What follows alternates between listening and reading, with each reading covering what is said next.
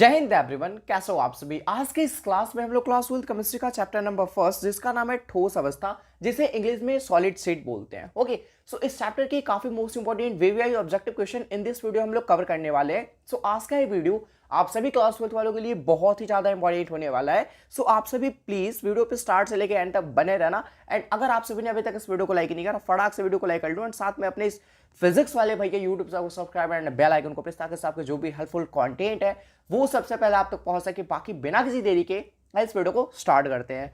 तो दोस्तों, सबसे पहला जो क्वेश्चन है आप सभी के सामने कि निम्नलिखित में कौन बेरवादार ठोस कौन सा है। ओके, यानी कि अकॉर्डिंग टू ऑप्शन आप सभी को बताना है कि निम्नलिखित में कौन आपका बेरवादार ठोस का उदाहरण है। ओके, आप सभी के सामने ऑप्शन है हीरा, ग्रेफाइट, सामान्य लवण या फिर ग्लास। तो इसका जो राइट आंसर हो जाएगा ऑप्शन नंबर ए कि जो आपका हीरा है, जो आपका डायमंड है, ठीक है, वो बेरवादार ठोस का उदाहरण होता है। ओके, तो ऑप्शन नंबर ए आप सभी के सामने बिल्कुल ही सही हो जाएगा।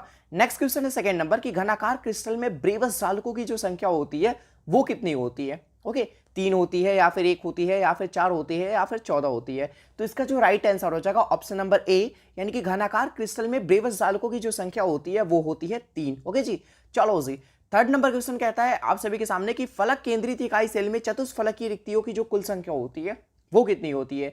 6 होती है या फिर 8 होती है या फिर 10 होती है या फिर 12 होती है। ठीक है, क्वेश्चन को वापस से मैं रिपीट कर दे रहा हूं। फलक केंद्रित इकाई सेल में चतुष्फलकीय रिक्तियों की कुल संख्या होती है वो होती है 8। ठीक है, फलक केंद्रित में। तो ऑप्शन नंबर ए आप सभी के सामने सॉरी ऑप्शन नंबर बी ना, तो ऑप्शन नंबर बी आप सभी के सामने बिल्कुल ही करेक्ट हो जाएगा। नेक्स्ट क्वेश्चन है 4 नंबर की जो आपका शॉर्टिकी दोस्त होता है, जो आपका शॉर्टिकी इफेक्ट होता है वो भैया किस में पाया जाता है। NaCl में या फिर KCl में या फिर CHCl में या फिर इनमें से सभी में। ठीक है, तो जो आपका शॉर्टिकी दोष होता है, जो आपका शॉर्टिकी डिफेक्ट होता है वो पाया जाता है NaCl में भी, KCl में भी, CHCl में भी, इनमें से सभी। ओके, तो इनमें से सभी में पाया जाता है ये आपका डिफेक्ट। तो राइट आंसर हो जाएगा ऑप्शन नंबर डी। ओके जी। नेक्स्ट क्वेश्चन है 5th नंबर कि सोलर सेल में उपयोग किए जाने वाला जो पदार्थ होता है वो आपका होता है सिलिकॉन। तो ऑप्शन नंबर बी आप सभी के सामने बिल्कुल ही करेक्ट हो जाएगा। नेक्स्ट क्वेश्चन है 6 नंबर की सहसंयोजक ठोस, जिसे इंग्लिश में हम लोग कोवेलेंट सॉलिड बोलते हैं। ओके, तो कौन सा है। ठीक है, रॉक साल्ट है या फिर बर्फ है या फिर क्वार्ट्ज है या फिर शुष्क बर्फ है। ठीक है, तो इसका जो राइट आंसर हो जाएगा आप सभी के सामने ऑप्शन नंबर सी, जो आपकी आपका क्वार्ट्ज। ठीक है, जो आपका क्वार्ट्ज होता है वो आपका कोवेलेंट ठोस होता है, कोवेलेंट सॉलिड होता है। ओके, तो ऑप्शन नंबर सी आप सभी के सामने 100% करेक्ट हो जाने वाला है। नेक्स्ट क्वेश्चन है 7 नंबर जी की जो आपका आयोडीन होता है, ठीक है, वो कौन सा ठोस होता है, किस तरह का ठोस होता है। आयनिक ठोस होता है या फिर परमाणविक ठोस होता है या फिर आणविक ठोस होता है या फिर सहसंयोजक ठोस होता है। जो आपका आयोडीन होता है ना वो आपका भैया आणविक ठोस होता है। ठीक है, तो option number option number C आप सभी के सामने बिल्कुल ही सही हो जाएगा। नेक्स्ट क्वेश्चन है 8 नंबर, उष्मा और विद्युत का सबसे अच्छा चालक कौन सा है। एंथ्रासाइट, कोक, हीरा, ग्रेफाइट या फिर चारकोल। तो इसका जो राइट आंसर हो जाएगा उष्मा और विद्युत का सबसे अच्छा जो चालक है वो आपका होता है ग्रेफाइट। ओके, इस क्वेश्चन का क्या मतलब होगा। ग्रेफाइट से अगर भैया मैं धारा को प्रवाह कराऊंगा, अगर मैं करंट का फ्लो करता हूं इस ग्रेफाइट को लेके, तो भैया करंट का जो फ्लो है वो काफी अच्छी तरीके से होगी। तो उष्मा और विद्युत का सबसे अच्छा चालक माना जाता है ग्रेफाइट को। ओके, तो सी वाला ऑप्शन आप सभी के सामने बिल्कुल ही करेक्ट हो जाएगा। नेक्स्ट क्वेश्चन है 9 नंबर कि अनुचुंबकीय यौगिक जो आपका पैरामैग्नेटिक कंपाउंड होता है, इसमें जो इलेक्ट्रॉन होते हैं वो क्या करते हैं, एक दूसरे से साझा करते हैं। ठीक है, या फिर अयुग्मित होते हैं या फिर युग्मित होते हैं। एंड डी वाला ऑप्शन डी वाला ऑप्शन तो है ही नहीं, डी ऑप्शन इसमें इंक्लूड है ही नहीं। ठीक है, बट कोई नहीं, इन्हीं तीनों में से आपका एक राइट आंसर है। जो आपका अनुचुंबकीय यौगिक होता है उसमें जो इलेक्ट्रॉन होते हैं वो होते हैं अयुग्मित। ओके, तो भैया आप सभी के सामने ऑप्शन नंबर बी बिल्कुल ही करेक्ट हो जाने वाला है। नेक्स्ट क्वेश्चन है 3 नंबर कि धातु आयन की रंगीन ज्वाला लौ का जो कारण होता है वो कौन सा दोष होता है। फ्रैंकल दोष होता है या फिर शॉर्टकी दोष होता है या फिर धातु की कमी का दोष होता है या फिर धातु अधिकता का दोष होता है। ओके, तो भैया धातु अधिकता का दोष होता है। ओके, जो आपका धातु आयन के रंगीन ज्वाला लौ का जो रीजन होता है वो होता है धातु अधिकता का दोष। ओके, तो डी वाला ऑप्शन आप सभी के सामने बिल्कुल ही सही हो जाएगा। नेक्स्ट क्वेश्चन है 11 नंबर, ग्रेफाइट क्या है। अभी मैंने ग्रेफाइट के बारे में बताया। जो आपका ग्रेफाइट होता है वो विद्युत का काफी अच्छा चालक होता है। ओके, इनसे होकर हम लोग धारा का प्रवाह बहुत अच्छी तरीके से कर सकते हैं, आसानी तरीके से। ओके जी, तो वही पूछ रहा है कि जो आपका ग्रेफाइट होता है वो कौन सा ठोस होता है। आणविक ठोस होता है या फिर सहसंयोजक ठोस होता है या फिर आयनिक ठोस होता है या फिर धात्विक ठोस होता है। तो इसका जो राइट आंसर हो जाएगा वो हो जाएगा सहसंयोजक ठोस। और जो सहसंयोजक ठोस के जो मॉलिक्यूल्स होते हैं, जो अणु होते हैं ना, वो आपस में इतनी मजबूती तरीके से बने होते हैं कि भैया उन्हें तोड़ पाना काफी मुश्किल होता है। ओके, और भैया जो आपका सस्तेनियोजक ठोस है, इसका एग्जाम्पल एक मैं आपको बता रहा हूँ, इसका एग्जाम्पल हीरा भी हो सकता है। क्या हो सकता है? हीरा भी हो सकता है। ओके, हो सकता है, क्या होता ही है। ओके, 12 नंबर क्वेश्चन क्या कहता है कि किस यूनिट सेल में परमाणुओं की जो संख्या होती है वो सबसे ज्यादा अधिक होती है? एफसीसी में। किसमें जी? एफसीसी में, याद रखना, सी वाला ऑप्शन सही हो जाएगा। 13 नंबर क्वेश्चन क्या कहता है कि फ्रैंकल तथा शॉर्टकी दोनों दोष होते हैं, किसमें पाए जाते हैं? मतलब ऐसा कौन सा कंपाउंड है जिसमें भैया ये दोनों दोष, यानी कि जो आपका फ्रैंकल डिफेक्ट है और जो आपका शॉर्टकी डिफेक्ट है, वो दोनों पाए जाते हैं? कौन से कंपाउंड में? NaCl में, या फिर AgCl में, या फिर AgBr में, या फिर KCl में? तो भैया जो आपका AgCl है, इसमें आपका शॉर्टकी दोष के साथ साथ फ्रैंकल दोष भी पाया जाता है, यानी कि इसमें दोनों दोष पाए जाते हैं। तो ऑप्शन नंबर सी आप सभी के सामने बिल्कुल ही सही हो जाएगा। बाकी ये जो NaCl है, AgCl है, KCl है, इनमें भैया आपका शॉर्टकी दोष पाया जाता है। ओके, आप मुझे कमेंट करके बताना कि शॉर्टकी दोष के कारण क्या डेंसिटी में कमी आती है या फिर नहीं आती है, और फ्रैंकल दोष के कारण क्या डेंसिटी में कमी आती है या फिर नहीं आती है। तो दोनों दोष के कारण आप मुझे बताओगे। ओके, चलो जी, अब भैया बात कर लेते हैं 14 नंबर क्वेश्चन का कि एवोगाड्रो संख्या, एवोगाड्रो को यहाँ पे एन माना गया है, एवोगाड्रो संख्या किसके बराबर होता है? याद रखना 6.023, सॉरी ऑप्शन नंबर बी होगा, राइट, माइनस में नहीं होते चीजें, 6.023 गुने 10 का पावर 23। ओके, तो बी वाला ऑप्शन आप सभी के सामने बिल्कुल ही सही हो जाएगा। नेक्स्ट क्वेश्चन है 15 नंबर कि अंतः केंद्रित घनीय एकक कोशिका में मुक्त दिक् स्थान की प्रतिशत होती है, वो कितनी होती है? याद रखना आप सभी 32%। कितनी जी? 32%। तो डी वाला ऑप्शन आप सभी के सामने बिल्कुल ही करेक्ट हो जाएगा। नेक्स्ट क्वेश्चन है आप सभी के सामने 16 नंबर जी कि सहसंयोजक ठोस में जालक बिंदु को अध्यासरित करने वाला जो आपका कोण होता है वो आपका परमाणु होता है, यानी कि एटम्स होते हैं। तो option number B, sorry option number A ना, ऑप्शन नंबर ए आप सभी के सामने बिल्कुल ही सही हो जाएगा। नेक्स्ट क्वेश्चन है 17 नंबर कि किसी ठोस जालक में धनायन जालक स्थल छोड़कर एक अंतराकाशीय स्थिति में स्थित है, या जालक दोष कौन सा है? इसे भैया हम लोग क्या अंतराकाशी दोष बोलते हैं, या फिर रिक्ति दोष बोलते हैं, या फिर फ्रैंकल दोष बोलते हैं, या फिर शॉर्टकी दोष बोलते हैं? तो इसे हम लोग बोलते हैं शॉर्टकी दोष।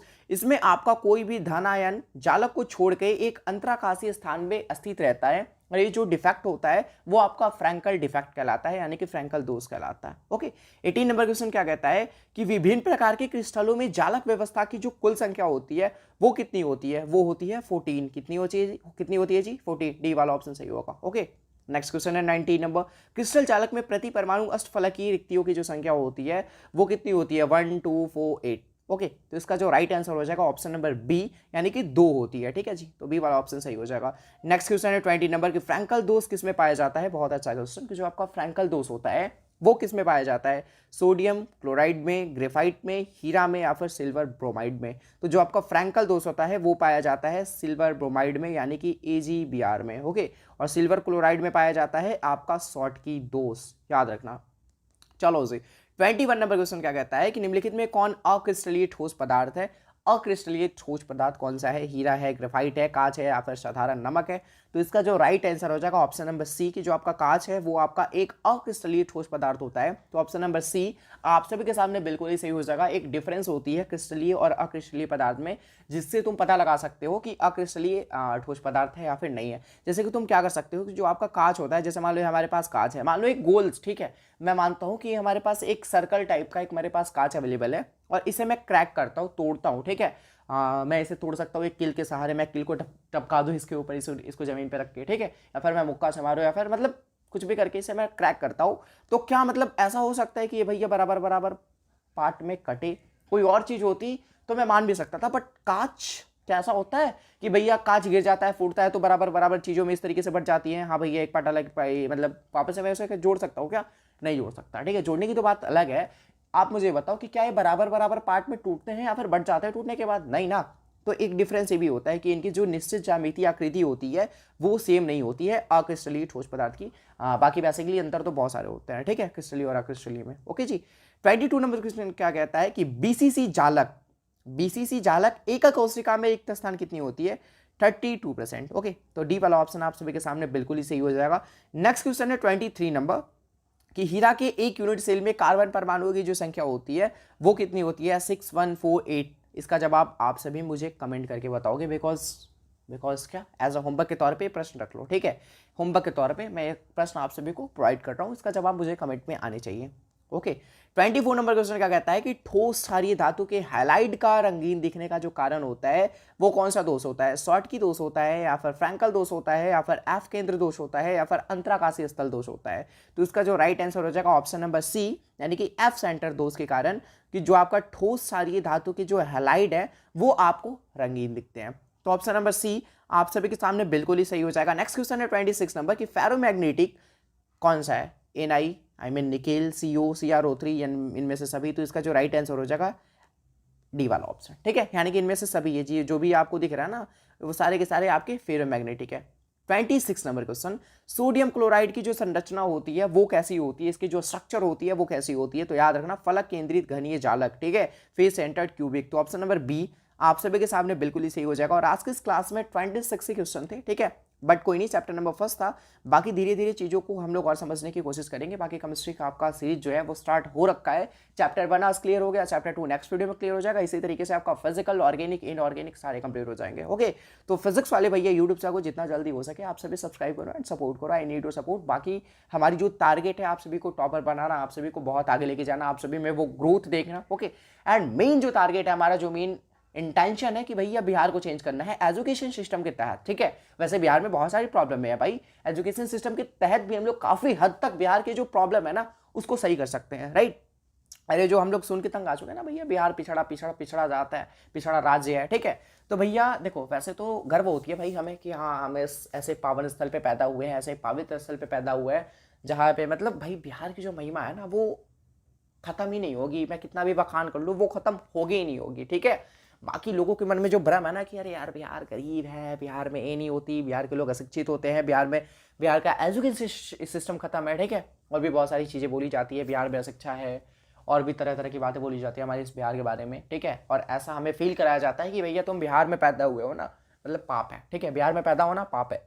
तो भैया वही चीज़ है, बिहार को सही करना है, एजुकेशन सिस्टम को भी सही करना है, पॉलिटिकल जो भी चीज़ें होती है उन्हें भी कोशिश करना है सही करने की, ठीक है। एंड धीरे धीरे ऐसा कर देना ना कि भाई तुम बिहार को गर्व से बोल सको, अभी भी गर्व के साथ हम लोग बोल सकते हैं, बट उन जो लोगों के दिल में बैठ रखा है ना कि बिहारी बिहारी बिहारी, उसे बस मिटाना भाई, उसे बस दूर करना, समझ लो। और हम लोग को भी बिहार को टॉप पे लेके जाना है, हर एक जगह बिहार को रिप्रेजेंट करना है भाई, ठीक है।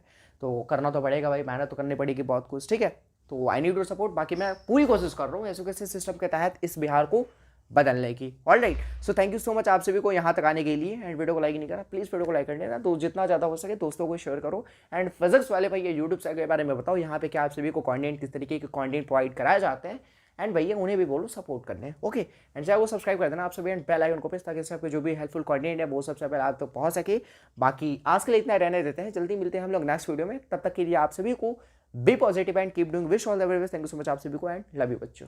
जय हिंद एवरीवन, कैसे हो आप सभी? आई होप कि आप सभी बहुत अच्छे होंगे। देखो जी, आज के इस क्लास में मैं आप सभी को क्लास 12 केमिस्ट्री का चैप्टर नंबर 2 जिसका नाम है भैया विलयन, जिसे इंग्लिश में हम लोग सॉल्यूशन कहते हैं, इस चैप्टर के काफी most important VVI objective question मैं आपको इन दिस वीडियो क्लियर कराने वाला हूं। सो आज का ये वीडियो आप सभी क्लास 12 वालों के लिए बहुत ही ज्यादा इंपॉर्टेंट होने वाला है, बिकॉज ये जो चैप्टर है ना ये आप सभी के लिए बहुत ही ज्यादा खास होने वाला है।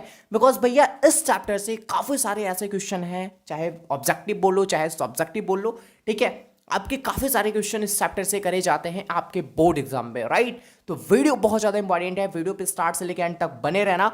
वीडियो को लाइक नहीं करा, प्लीज वीडियो को फटाक से लाइक कर लो, एंड साथ में चैनल को सब्सक्राइब एंड बेल नोटिफिकेशन को जरूर से ऑल पे सेलेक्ट कर लेना, ताकि सबके जो भी हेल्पफुल कंटेंट है वो सबसे पहले आप तक पहुंच सके।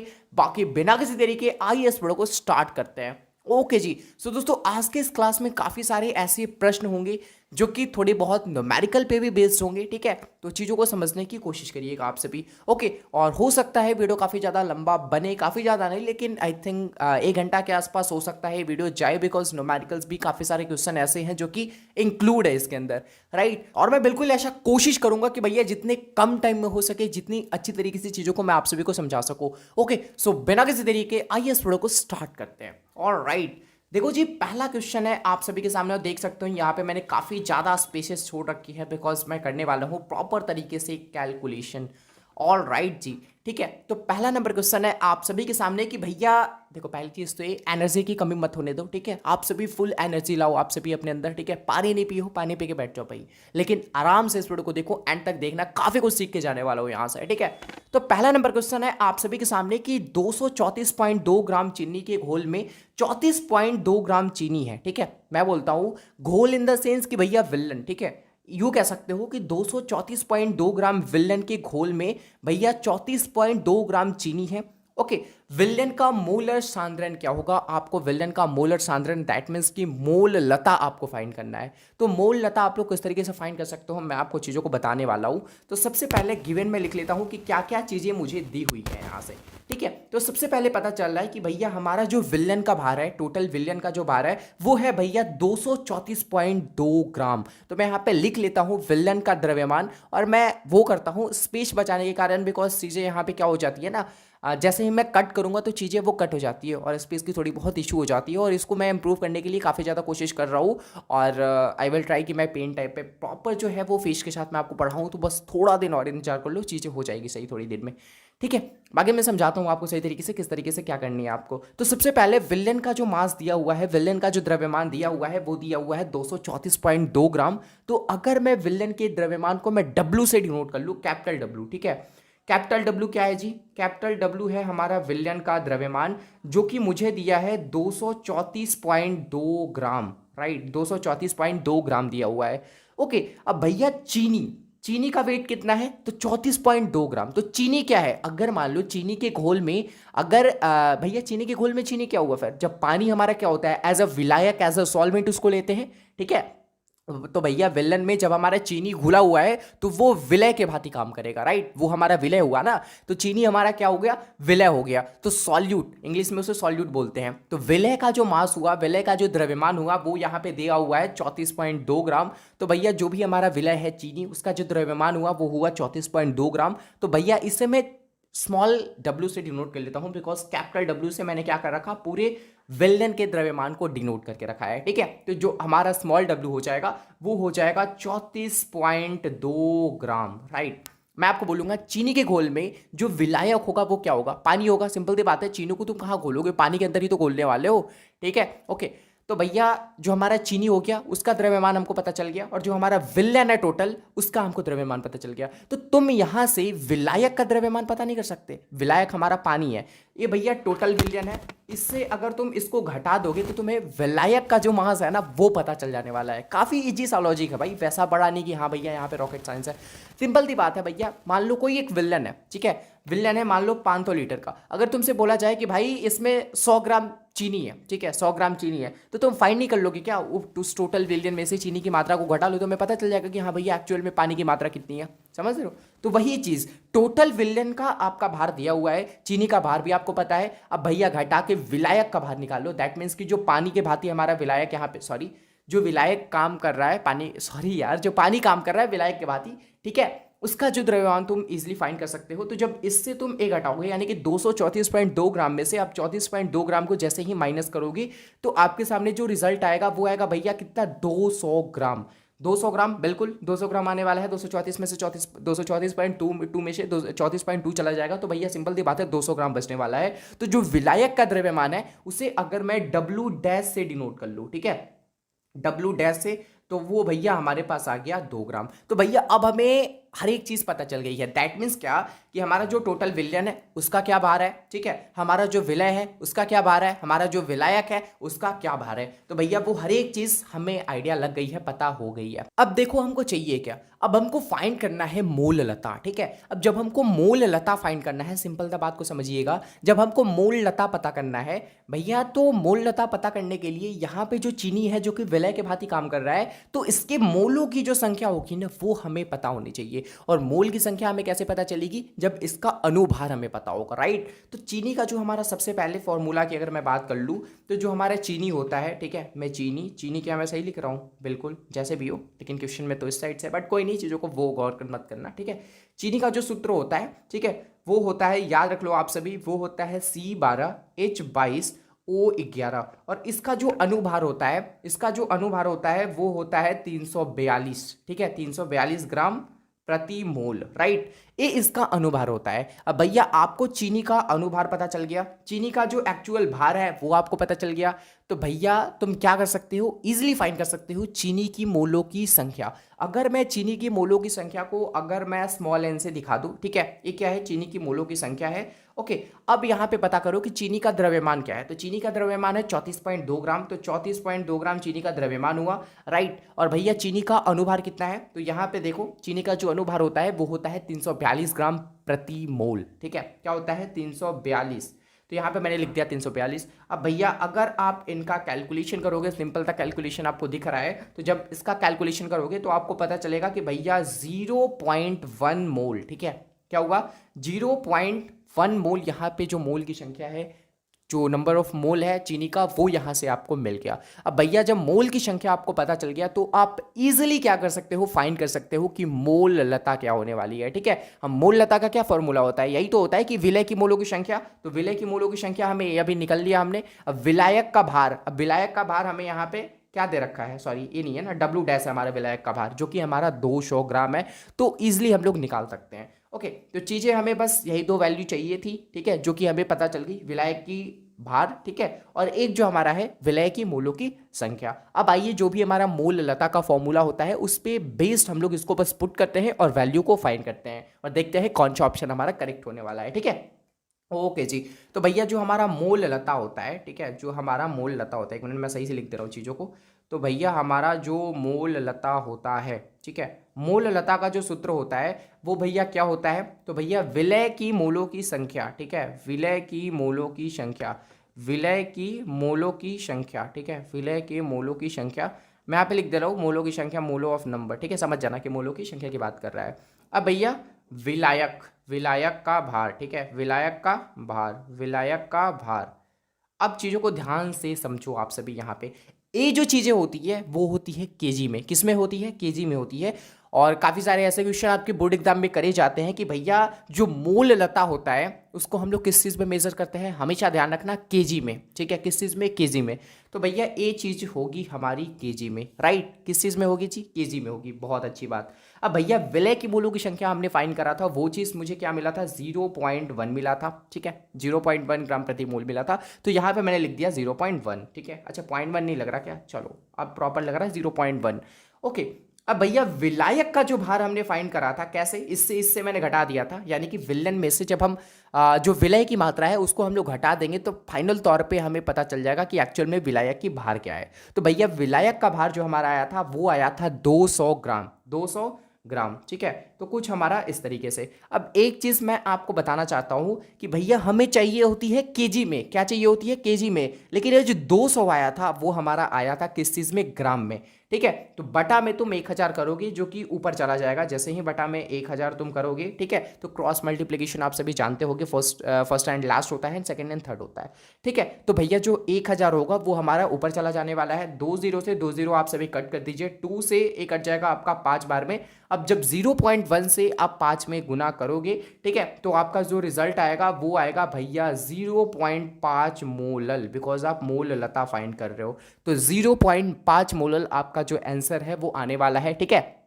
अब देखते हैं भैया कौन से ऑप्शन में ए आंसर मुझे दिख रहा है। 0.1 गलत है, 2.0 गलत है, 3.0, 4.0, लो भैया ऑप्शन में तो कोई है ही नहीं, तो ध्यान देना ऑप्शन में यहाँ पे जो भी है बाय डिफॉल्ट चीज़ें सही नहीं है, ठीक है। लेकिन इसका जो राइट आंसर होगा वो होगा भैया 0.5 मोलल, क्या होगा 0.5 मोलल। ओके जी, सो मूव करते हैं हम लोग नेक्स्ट क्वेश्चन की ओर। और भैया ये जो पहला नंबर क्वेश्चन था इसमें ही काफ़ी ज़्यादा टाइम हमारा चल गया, बट कोई बात नहीं, हम लोग चीज़ों को हर एक चीज़ को डीप पे समझे हैं प्रॉपर तरीके से। ओके, अब भैया नेक्स्ट क्वेश्चन हमारा क्या कहता है, नेक्स्ट क्वेश्चन कहता है कि किसी विलयन की सांद्रण को व्यक्त करने के लिए कौन सी विधि तापक्रम पर निर्भर नहीं करती है, तो वो है भैया मोल लता, इसे इंग्लिश में मोलालिटी कहते हैं, ठीक है। अब भैया ताप को तुम बढ़ाओ, ताप को तुम घटाओ, ठीक है, इंग्लिश मीडियम वाले सुनो, टेम्परेचर को तुम इंक्रीज करोगे, टेम्परेचर को तुम डिक्रीज करोगे, बाय डिफॉल्ट मोल लता पे मोलालिटी पे कोई भी फर्क नहीं पड़ने वाला है, ठीक है। ओके जी, चलो जी नेक्स्ट क्वेश्चन क्या कहता है हमारा, थर्ड नंबर, ये भी एक छोटे से न्यूमेरिकल है, चीज़ों को समझने की प्रॉपर तरीके से हम लोग कोशिश करने वाले हैं, ठीक है। यहाँ पे कह रहा है कि केन शुगर का अनुभार, केन वहाँ पे गलत से लिखा गया है बट कोई नहीं, शुगर का जो अनुभार होता है वो 342, अभी हमने ऊपर में फाइंड भी करा था, ठीक है। ये चीज़ आपको दे रखी है ब्रैकेट में करके कि भैया जो शुगर होता है उसका अनुभार होता है 342, ठीक है। उसके 5% एक घोल एक्स पदार्थ के साथ 1% घोल आइसोटोनिक है, घोल पदार्थ एक्स का अनुभार है। देखो आइसोटोनिक को हिंदी में कहते हैं समपराशरी विलयन, राइट, समपराशरी विलयन। वैसा विलयन जिसका क्या हो, पराशरणी दाब जो है ना वो समान हो, उसे हम लोग आइसोटोनिक सॉल्यूशन या फिर हिंदी में समपराशरी विलयन कहते हैं। ओके, अब भैया अगर बात करें हम लोग शुगर के लिए, तो शुगर का जो हमारा वेट दे रखा है वो दे रखा है कितना, 5% या फिर 5 ग्राम कह लो। तो W1 मतलब मैं मान लेता हूं यहाँ पे एक्स पदार्थ हमारा और है ना, तो भैया हम शुगर के लिए इधर लिखेंगे चीज़ों को, और भैया जो हमारा एक्स पदार्थ है उसके लिए इधर लिखेंगे चीज़ों को, ठीक है। तो भैया जो हमारा शुगर है उसका जो भार है बेसिकली वो दिया है हमारा 5 ग्राम, राइट, और इसका जो अनुभार है अगर मैं उसे M1 से दिखा दूं तो वो है दिया है भैया 342 ग्राम। ओके, तो इतनी चीज़ें हमारे पास दी हुई है। ए हो गया तो शुगर के लिए, शुगर के लिए ये चीज़ हो गई। ओके, अब भैया एक्स पदार्थ, एक्स कोई है, ठीक है, एक्स नाम का कोई हमारे पास एक और पदार्थ है। अब उसके लिए अगर मैं बात करूँ, ये तो चीज़ें हो गई हमारी शुगर के लिए, राइट, ये चीज़ें हमारे हो गई शुगर के लिए। अगर एक्स के लिए मैं बात करूँ तो एक्स के लिए इसका जो भैया भार होगा उसे मैं W2 से दिखा दूंगा, और भैया M1 जो कि हमारा अणुभार है तो इसका अनुभार को हम M2 मान लेते हैं, ठीक है। तो भैया इसका जो भार है वो दिया हुआ है 1 ग्राम, ओके, 1% घोल आइसोटोनिक है। अब आपको फाइंड करना है एक्स का जो अनुभार होगा उस चीज को, ठीक है। भैया समपराशरी विलयन में क्या होता है, अगर ये दोनों विलयन जब समपराशरी हैं तो समपराशरी के केस में क्या होता है कि भैया जो हमारा ऑस्मोटिक प्रेशर होता है, जो परासरणी दाब होता है वो दोनों विलयन का समान होता है। दैट मीन्स कि परासरणी दाब को हम लोग पाई से डिनोट करते हैं, तो पाई 1 बराबर पाई 2 हो जाएगा, ठीक है। यानी कि दोनों का जो परासरणी दाब होता है वो भैया क्या होता है, समान होता है। अब इसके बराबर फॉर्मूला आप सभी को पता होना चाहिए, क्या होता है भैया, W अपॉन में M1, राइट, W अपॉन में M1 बराबर का W2 अपॉन में M1। अब भैया देखो एक चीज़ मैं आपको बता रहा हूँ, फॉर्मूला तो वैसे W अपॉन में M होता है। W का मतलब क्या होता है, जो एक्चुअल में पदार्थ का भार है, और जो M होता है, ठीक है, M क्या होता है भैया, अनुभार होता है। तो दो पदार्थ हैं यहाँ पे, दोनों पदार्थ बोला जा रहा है कि ये क्या है, आइसोटोनिक विलयन है, मतलब कि समपराशरी विलयन है। तो दोनों का पराशरणी दाब जो है वो समान होना चाहिए। पराशरणी दाब समान मतलब पाई 1 की जो वैल्यू है, मतलब पाई 1 बराबर पाई 2 होगी, ठीक है। अगर मान लो इसका पराशरणी दाब पाई 2 है, इसका पराशरणी दाब पाई 1 है, ठीक है, तो दोनों क्या होगी, आपस में बराबर होगी, ठीक है, क्योंकि पराशरणी दाब सेम होती है आइसोटोनिक विलयन की। ओके, फॉर्मूला मैंने यहाँ पे अप्लाई कर दिया है भैया। अब W1 का वैल्यू आपको पता है क्या है, 5 ग्राम है। मैं यहाँ पे लिख देता हूँ चीज़ों को वापस से, ठीक है। क्या था हमारा फॉर्मूला था कुछ इस तरीके से, W1 अपॉन में M1, W2 अपॉन में M2। ये जो डेटा है ना भैया ये शुगर के लिए है, ये जो डेटा है वो है भैया एक्स पदार्थ के लिए, ठीक है। ओके जी, अब भैया W1 का वैल्यू हमें पता है कितना, 5 ग्राम मैंने यहाँ पे लिख दिया। M1 इसका जो अनुभार है वो दिया हुआ है 342, ठीक है। उसी तरीके से जो W2 है, W2 क्या है, 1 है, और M2 का जो वैल्यू है वो है भैया आपको फाइंड करना है। तो काफ़ी इजी सॉल्यूशन है, ठीक है। आप इसका जो भी आंसर होगा आप मुझे फाइंड करके बता दोगे, ठीक है। या फिर यूँ कह लो कि जब M2 आपको फाइंड करना है, M2 जब आप फाइंड करोगे, ये जब पलटेगा तो ये भी आपका पलट जाएगा। दैट मीन्स कि 342/5 हो जाएगा, ठीक है। तो जब M2 फाइंड करोगे आप तो क्या आ जाएगा, 342/5 आ जाएगा। काटोगे आप पता चलेगा 68.4 आएगा, ठीक है। एग्जैक्ट वैल्यू नहीं आएगी, 68.4 आएगी, जो कि ऑप्शन नंबर सी में नहीं भैया बी में है, ठीक है। तो बी वाला ऑप्शन आप सभी के सामने बिल्कुल ही करेक्ट हो जाएगा, ठीक है। और आई होप कि आप सभी को ए न्यूमेरिकल भी काफ़ी अच्छी तरीके से समझ में आया होगा, ठीक है। ज़्यादा कुछ करना नहीं था। दो आपके पास क्या दिए हुए थे भैया, पदार्थ दिए हुए थे, जिसमें से एक शुगर था और एक हमारा एक्स नाम का कोई पदार्थ था, ठीक है। अब भैया इसका भार और अनुभार दोनों आपको दिया हुआ था, इसका केवल भार दिया हुआ था और अनुभार आपको फाइंड करना था, ठीक है। तो कॉन्सेप्ट क्या है कि भैया कोई भी आइसोटोनिक विलयन, इसे अगर हिंदी में बोला जाए तो बोलते हैं समपराशरी विलयन, और नाम से ही पता चल रहा है कि भैया दोनों विलयन का जो पराशरणी दाब होगा वो क्या होगा, समान होगा, ठीक है। तो वही कॉन्सेप्ट को मैंने यूज करा, दोनों का जो भी पराशरणी दाब होता है वो मैंने इक्वल कर दिया, और वहां से M2 की जो भी वैल्यू है, ठीक है, जो भी हमारा अनुभार होगा एक्स पदार्थ का वो मैंने यहाँ से फाइंड कर लिया। ओके, तो काफ़ी कुछ उतना बड़ा कॉन्सेप्ट था नहीं, अगर आपने प्रॉपर तरीके से ध्यान दिया होगा तो ये चीज़ें आपको अच्छी तरीके से क्लियर हो गई होगी, ठीक है। ओके जी, नेक्स्ट क्वेश्चन है आप सभी के सामने। ये भी एक न्यूमेरिकल है, काफ़ी हार्ड नहीं है बट इजी है, चीज़ों को ध्यान से समझिएगा आप सभी। किसी विलयन के 200 ml में, ठीक है, कोई एक विलयन है, कितना ml का, 200 ml का, ओके उसके दो, उसमें क्या है भैया 2 ग्राम NaOH घुला है। अब NaOH यहाँ पे क्या हो गया भैया, विलय हो गया। क्या हो गया, विलय हो गया। तो भैया आपको विलयन की मोलरता फाइंड करनी है। देखो मोलरता को कभी व्यक्त किया जाता है तो भैया लीटर में, किस चीज़ में, लीटर में, ठीक है। लेकिन जो हमारा क्या होता है मोललता होता है उसे भैया हम लोग किलोग्राम में व्यक्त करते हैं, केजी में, ठीक है। तो आइए, काफ़ी इजी क्वेश्चन है और काफ़ी मज़ेदार सा क्वेश्चन है, आइए इसको सॉल्व करते हैं। और यहाँ पे थोड़ी स्पेस चाहिए थी मेरे को, बट बाय डिफ़ॉल्ट चीज़ें नहीं हो पाई, तो क्या करेंगे, कोशिश करेंगे कि भैया यहीं पे जितने सारी चीज़ें हो जाए समझ लिए अच्छी तरीके से।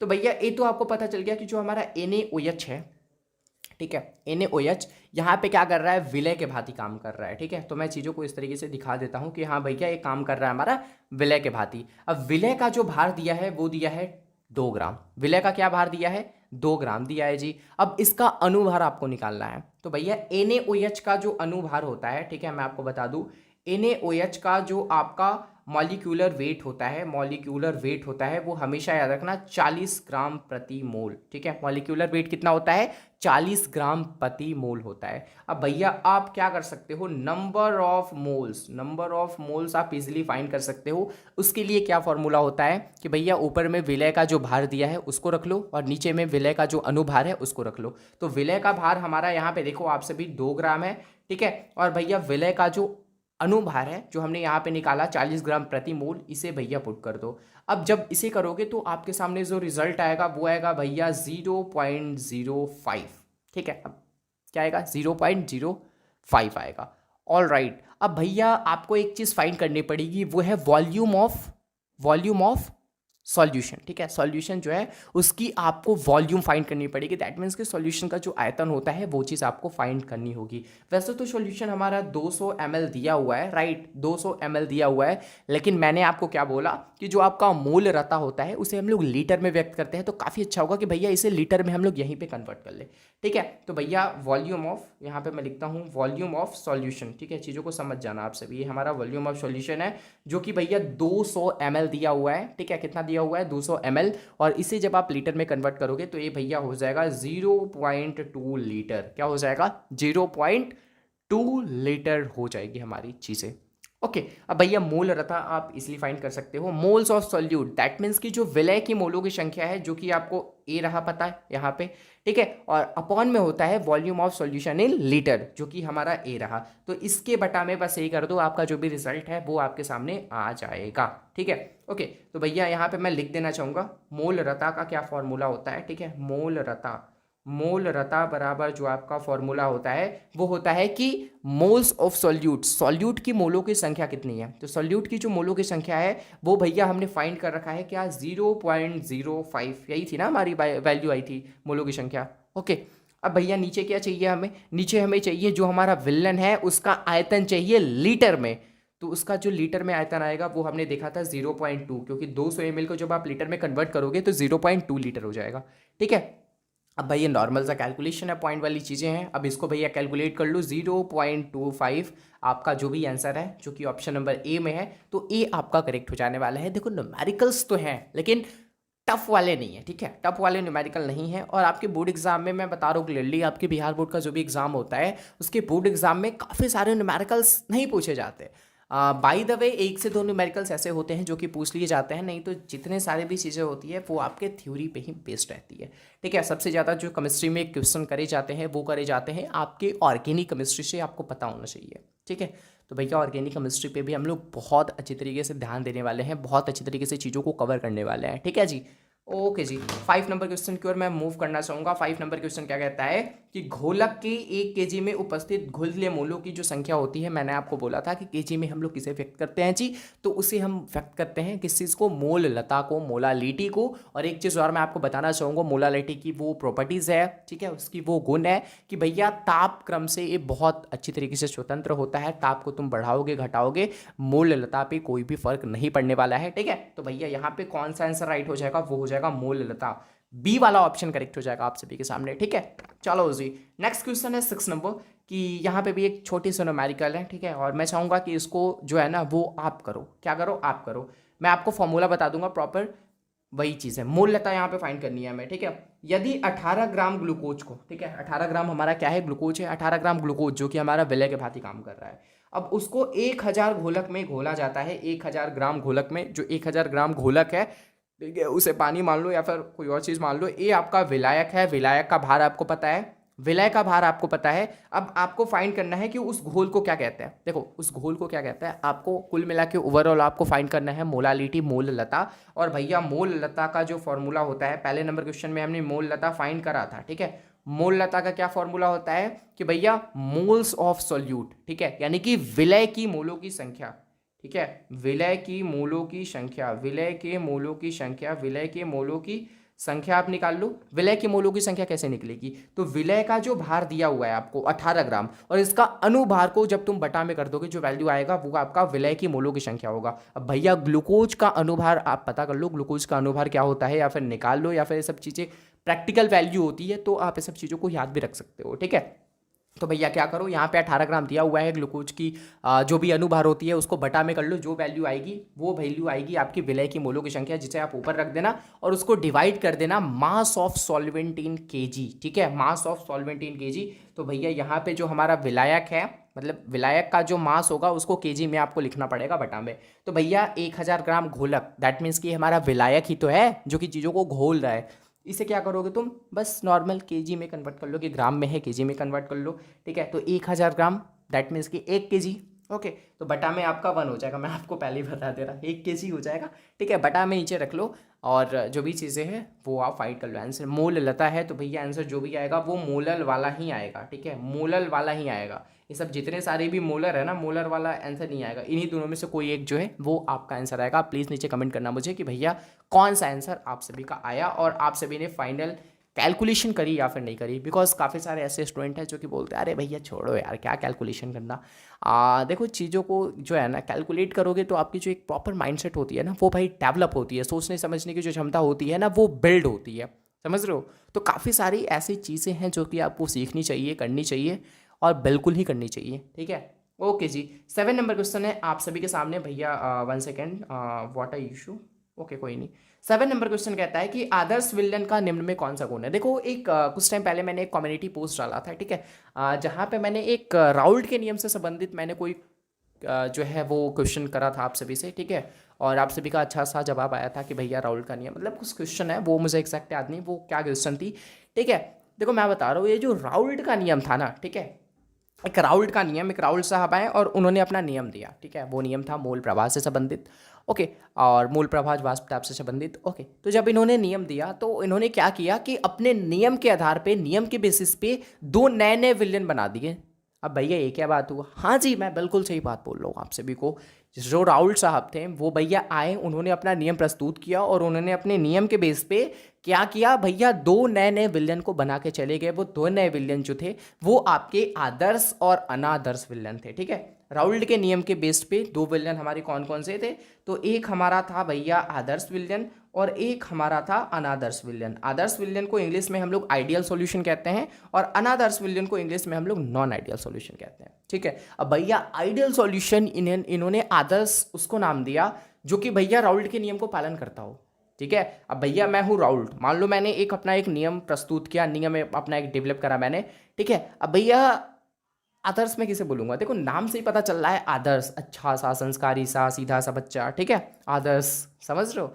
तो उसी तरीके से भैया मान लो अगर मैं राउल्ट हूँ तो भैया मैं आदर्श किसे बोलूँगा, जो मेरे नियमों को पालन करेगा। बिल्कुल मैं बोलूँगा भाई तुम टाइम से खाना खा, वो खाएगा, मैं उसे बोलूँगा हाँ भाई तो आदर्श है। मैं बोलूँगा भाई बड़ों की सम्मान करो, छोटे से प्यार करो, ठीक है। या फिर जो भी चीज़ें होती है मैं अच्छी संस्कार दूंगा, अच्छी ज्ञान दूंगा, अगर वो मेरी बात मानेगा, ठीक है। अगर मैं उसे बोलता हूँ भाई देखो गाली देना गलत बात है, ठीक है, अगर वो मेरी बात मानता है, वो बोलता है हाँ जी भैया बिल्कुल सही बोल लो, गाली देना गलत बात है, नहीं देना चाहिए किसी को ऐसे ही, ठीक है।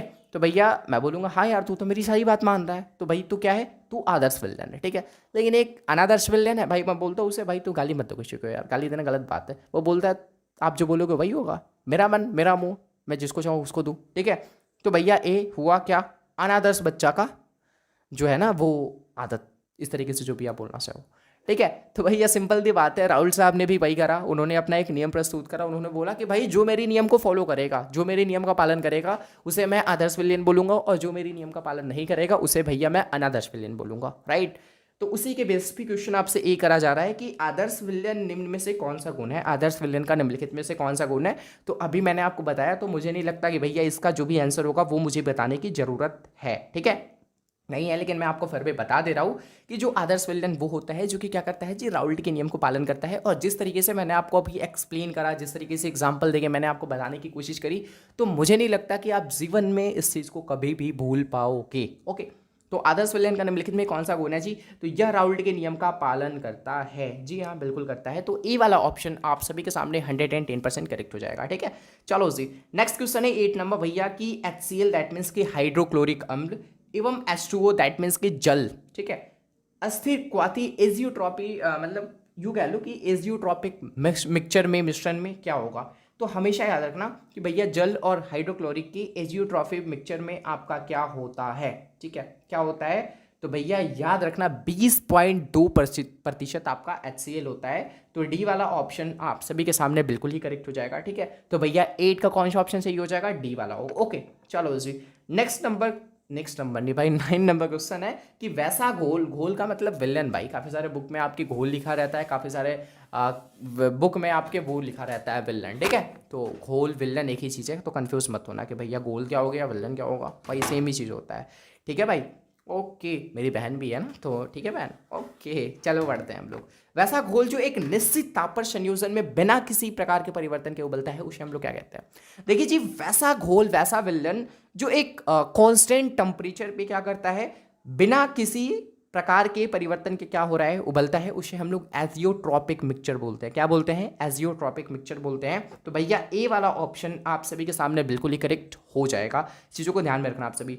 अगला क्वेश्चन है आप सभी के सामने 10 नंबर के निम्नलिखित में कौन आदर्श घोल नहीं है, ठीक है, कौन आदर्श विलेन नहीं है। तो भैया बेंजीन और जो आपका टॉल्यून होगा वो आपका आदर्श घोल नहीं होगा। तो ए वाला ऑप्शन आप सभी के सामने बिल्कुल ही सही हो जाएगा। बाकी मिथाइल अल्कोहल, इथाइल अल्कोहल, बिल्कुल इन दोनों की जो प्रॉपर्टीज है वो एक दूसरे से मिलती जुलती है। क्लोरोफॉर्म, एसीटोन, कार्बन टेट्राक्लोराइड या फिर सिलिकॉन टेट्राक्लोराइड बोल लो, इन जितने सारे भी हैं सबकी प्रॉपर्टीज आपस में क्या है, मिलते जुलते हैं, ठीक है। लेकिन बेंजीन और टॉल्यून की जो प्रॉपर्टीज होती है वो आपस में बिल्कुल डिफरेंट होती है। तो इसी वजह से ये एक आदर्श विलेन नहीं होंगे, ठीक है जी। चलो नेक्स्ट क्वेश्चन है 11 नंबर, निम्नलिखित में कौन राउल्ट के नियम से धनात्मक विचलन प्रदर्शित करता है। एक चीज मैं आपको बताना चाहूंगा भैया, काफी टाइम से नहीं, मैं ये बोलना चाहता हूं कि भैया मैं अपने हर एक वीडियोस में, हर एक क्लासेस में आप सभी को मैं एज द होमवर्क के तौर पे मैं आप सभी को 1 या 2 क्वेश्चन मैं डेली प्रोवाइड करता हूं जब मैं क्लासेस लेता हूं, तो ठीक है। और अभी तक मैंने कोई भी प्रश्न आप सभी को एज अ होमवर्क के तौर पे नहीं दिया। हम लोग 11 क्वेश्चन तक आ चुके हैं, ठीक है। लेकिन एक क्वेश्चन मेरा मन कर रहा है कि मैं आप सभी को एज अ होमवर्क देना चाहूँगा। आई नो कि आप सभी के कमेंट्स नहीं आते, आप सभी देखते हो लेक्चर्स, आप सभी वीडियोस देखते हो प्रॉपर तरीके से, ठीक है। लेकिन जो होमवर्क के जो राइट आंसर होते हैं, राइट आंसर या फिर गलत आंसर कुछ करती ही नहीं हो आप लोग ना भाई, क्या करो यार, ठीक है। मैं अपने लिए नहीं बोल रहा, आप ही के लिए बोल रहा, ठीक है। अगर मान लो इफ़ पॉसिबल मान लो इस चीज़ का आंसर आपको नहीं पता, ठीक है, गूगल करो, कहीं से भी करो, ChatGPT कर लो भाई। AI अभी के टाइम में इतना बहुत बड़ी डेवलप सॉफ्टवेयर है, टूल है, तो भाई उन सब का यूज़ कर लो, कहीं से इसका राइट आंसर पता कर लो, कमेंट कर लो यार आके, समझ रहे हो, ताकि एज अ फॉर्मेलिटी ही सही चीज़ों को तुम निभा तो पाओ। एज अ होमवर्क तुम चीज़ों को, टास्क जो आपको दिया जाता है उसे कंप्लीट करना सीखो, टास्क को लेना सीखो, समझ रहे हो। तो ये सब चीज़ें किया करो, ठीक है, ये एक अच्छी आदत है। ओके, तो इसका जवाब आपसे मुझे कमेंट में बताओगे, ठीक है। चलो जी, नेक्स्ट क्वेश्चन है 12 नंबर। 12 नंबर क्वेश्चन क्या कहता है कि वह विलेन जो राउल्ट के नियम से धनात्मक एवं ऋणात्मक विचलन दर्शाता है उसे क्या कहा जाता है। काफी इजी क्वेश्चन है, ठीक है। अभी मैंने आपको बताया, प्रॉपर गाइड करा राउल्ट के नियम के बारे में, उसके दोनों मतलब राउल्ट के नियम पे बेस जो भी चीज़ें होती है, आदर्श विलेन, अनादर्श विलेन, इनके बारे में प्रॉपर मैंने आप सभी को बताया। तो इसका जवाब भी आप मुझे कमेंट में बताओगे। ये 2 प्रश्न मैंने आप सभी को होमवर्क के तौर पर दे दिए और इन दोनों का जवाब आई होप कि आप सभी नीचे कमेंट में करोगे, ठीक है। मैं ऐसा चाहता हूँ भाई कमेंट भरा रहे यार, आप सभी जो भी मैं होमवर्क देता हूँ उससे, समझ रहे हो कि हाँ भैया SW आपने दिया था 11 का एक करेक्ट आंसर होगा, 12 का भैया एक करेक्ट आंसर होगा। लेकिन क्या करो भाई, ऐसा देखने को मिलता ही नहीं। आप सभी वीडियो देखते हो, 100 लोग देखते हैं, 200 लोग देखते हैं, ठीक है, लेकिन कमेंट कोई करता है ही नहीं, कमेंट कोई करता है ही नहीं। क्या भैया होमवर्क वाले पार्ट को स्किप कर देते हो क्या, या फिर मतलब क्या सीन है आप लोग का, ठीक है। प्लीज़ आप सभी कमेंट किया करो यार, ठीक है। ओके जी, अब मैं होमवर्क नहीं देने वाला, 2 क्वेश्चन मैंने आप सभी को ऐसा होमवर्क के तौर पे प्रोवाइड कर दिया।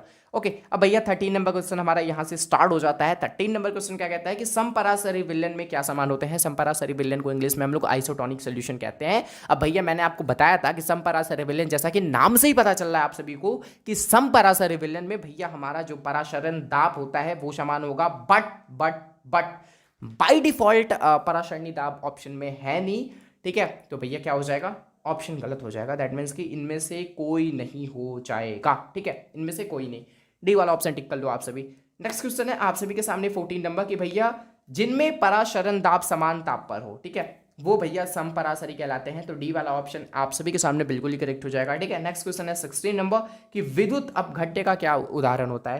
देखो विद्युत अपघट्य को भैया इंग्लिश में हम लोग कहते हैं इलेक्ट्रोलाइट, और इलेक्ट्रोलाइट वैसे पदार्थ होते हैं जिनका अगर आप मोल्टेन अवस्था ले लो या फिर जलीय अवस्था ले, जली विलयन उनका ले लो, ठीक है, और अगर उनसे होकर अगर आप करंट का फ्लो कराते हो तो भैया करंट का प्रवाह होगा, करंट का फ्लो होगा। तो उस टाइप के जो पदार्थ होते हैं वो आपके कहलाते हैं इलेक्ट्रोलाइट, यानी कि भैया विद्युत अपघट्य। तो क्या नमक आपका एक विद्युत अपघट्य होगा? बिल्कुल, NaCl जो आपका है वो एक क्या है, विद्युत अपघट्य पदार्थ है।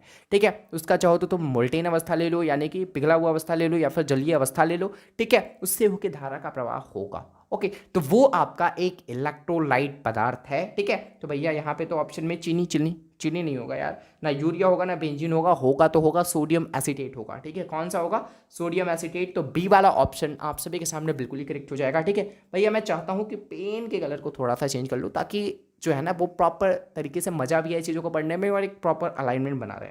ठीक है, चलो जी नेक्स्ट क्वेश्चन मैं बोल रहा हूँ क्वेश्चन, ठीक है, 17 नंबर के शुद्ध जल का पीएच मान क्या होता है। देखो पीएच का क्या मतलब होता है यार, पीएच का क्या मतलब होता है मैं आपको बताना चाहता हूँ। देखो पीएच स्केल आप सभी समझते हो, एक पीएच स्केल होता है। क्या होता है? पीएच स्केल होता है। यहाँ पे आपका मिड में होता है 7, क्या होता है मिड में आपका होता है 7, इधर आपका रहता है 14, और यहाँ पे भैया 1 से स्टार्ट हुआ होता है। देखो अगर 7 से नीचे अगर पीएच मान कोई भी पदार्थ का है, कोई भी पदार्थ, कोई भी मतलब पदार्थ की तो तीनों अवस्थाएं हो सकती है। ठीक है, तो भैया क्या कह लो कि अगर 7 से अगर नीचे है पीएच मान कोई भी चीज़ का तो वो भैया अम्ल होता है। 7 से ज़्यादा है तो वो भैया आपका क्षार होता है, जिसे इंग्लिश में हम लोग बेस कहते हैं। ठीक है, और अगर एग्जैक्ट कोई पदार्थ का अगर पीएच मान 7 है तो वो आपका उदासीन होता है, सॉल्ट होता है, नमक होता है, उसका कोई भी टेस्ट नहीं होता है। ठीक है, जो अम्ल होता है जिसका पीएच मान 1 से 7 के बीच में होता है, ठीक है, वो भैया अम्ल कहलाता है, एसिड कहलाता है। उसका जो टेस्ट होता है वो होता है खट्टा, राइट, इमली कह लो, सिरका कह लो, ये सब जितने सारी भी चीज़ें वो आपके अम्ल हैं। ठीक है, लेकिन 7 से 14 वाली जितनी सारी भी चीज़ें होती है 7 से 14 के बीच में वो आपके क्षार कहलाते हैं। इनका जो टेस्ट होता है वो भैया क्या होता है? कड़वा होता है। ठीक है, और जो 7 नंबर पे होता है उनका कोई टेस्ट ही नहीं होता जी। समझ रहे हो चीज़ें?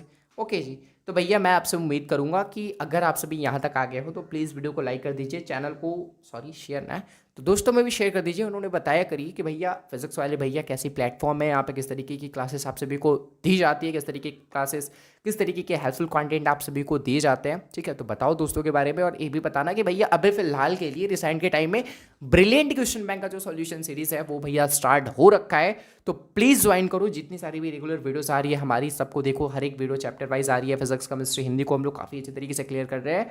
और भैया अगर आप सभी का डिमांड आया, जितने सारे भी बायोलॉजी के स्टूडेंट हो प्लीज़ नीचे कमेंट करना, तो भैया मैं बायोलॉजी का भी वो स्टार्ट कर दूंगा। ठीक है, बाकी मूव करते हैं हम लोग नए क्वेश्चन की ओर। और एक चीज़ और मैं आपको बताना चाहूँगा, चैनल को आप सभी सब्सक्राइब प्लीज़ कर लिया करो ताकि इस टाइप के जो भी हेल्पफुल कंटेंट है ना वो आप सभी तक सबसे पहले पहुंच सके। आप सभी रैंडम सर्च करते हो, रैंडम आपको हमारी वीडियो दिख जाती है, वीडियो को देख लेते हो, चले जाते हो, तो आप सभी सब्सक्राइब कर लिया करो। बिकॉज हमारी जो टीम है, हमारी जो कमेटी है भाई, इसे भी काफ़ी बड़ा करना है। अभी फ़िलहाल हम लोग 1700 के आसपास हैं। ठीक है, और इसे बहुत बड़ा करना है, बहुत बड़ा बिल्ड करना है। ठीक है, और भैया बिहार का जो भी एजुकेशन सिस्टम है उसे सही करना है। ओके जी, तो भैया ये भी परिवार हमारा जरूर 1 मिलियन तक पहुँचेगा यार, उससे बड़े बड़े सपने हमने देख रखे हैं और बिल्कुल पहुँचेगा। आई होप कि ये जो दिन है वो ज़रूर देखने को मिलेगी, बिकॉज मुझे अपने मेहनत पे भरोसा है। मैं जिस तरीके से स्ट्रगल कर रहा हूँ आप सभी के लिए, जिस तरीके से मैं वीडियोस बना रहा हूँ, पसीना मेरा जो पसीने में हो रखा है। ठीक है, अभी मैं छत पे बैठा हुआ हूँ इस दोपहर के टाइम में, समझ लो, और ये वीडियो आप सभी तक शायद 5 बजे पहुँचेगी, 7 बजे पहुँचेगी, आई डोंट नो। ठीक है, अभी मैं दोपहर में बैठा हुआ हूँ छत पे, करकट का छत है। अगर आपने मेरा यूट्यूब सेटअप देख रखा होगा शॉर्ट वीडियो को तो आपको आइडिया होगा, हो जाएगी इस चीज़ की। ठीक है, तो टॉप में क्या है, मेरे करकट है, करकट आप सभी शायद जानते होगे। ठीक है, और नीचे इतनी धूप में मैं फ़ैन ऑन कर नहीं सकता, फ़ैन ऑन करूँगा तो माइक्रोफोन में उसकी जो नॉइस है वो जाएगी। ठीक है, तो इसीलिए प्रॉपर वॉइस के लिए प्रॉपर आप सभी को मैं प्रोफेशनल हर एक तरीके से कॉन्टेंट प्रोवाइड कर सकूँ। ठीक है, तो इसके लिए मुझे क्या करना पड़ता है भाई, सहना पड़ता है, तपना पड़ता है। मेरे आगे पीछे भाई काफ़ी सारे मरकरी जले हुए हैं, ट्यूबलाइट डलमेंस की। ठीक है, तो उनसे एक अलग गर्मी होती है, तो भाई नेक्स्ट लेवल की मेहनत चलती है आप सभी के लिए। ठीक है, और ये चीज़ें मैं दिखाना नहीं चाहता कभी, ठीक है, आप सभी को दिखाना नहीं चाहता। और ज़रूरत पड़ने पे मैं ज़रूर दिखाऊंगा, बिल्कुल बताऊंगा कि हाँ भाई मेहनत क्या होती है, ठीक है। और यहाँ पे मैं भीख नहीं मांग रहा कि हाँ भैया आप सब्सक्राइब करो, और मैं ज़्यादा रिक्वेस्ट भी नहीं करूँगा। और मैं कंटेंट बनाता हूँ, देखिए मैं आप सभी के लिए कंटेंट बनाता हूँ, हमारी भी हेल्प हो जाती है।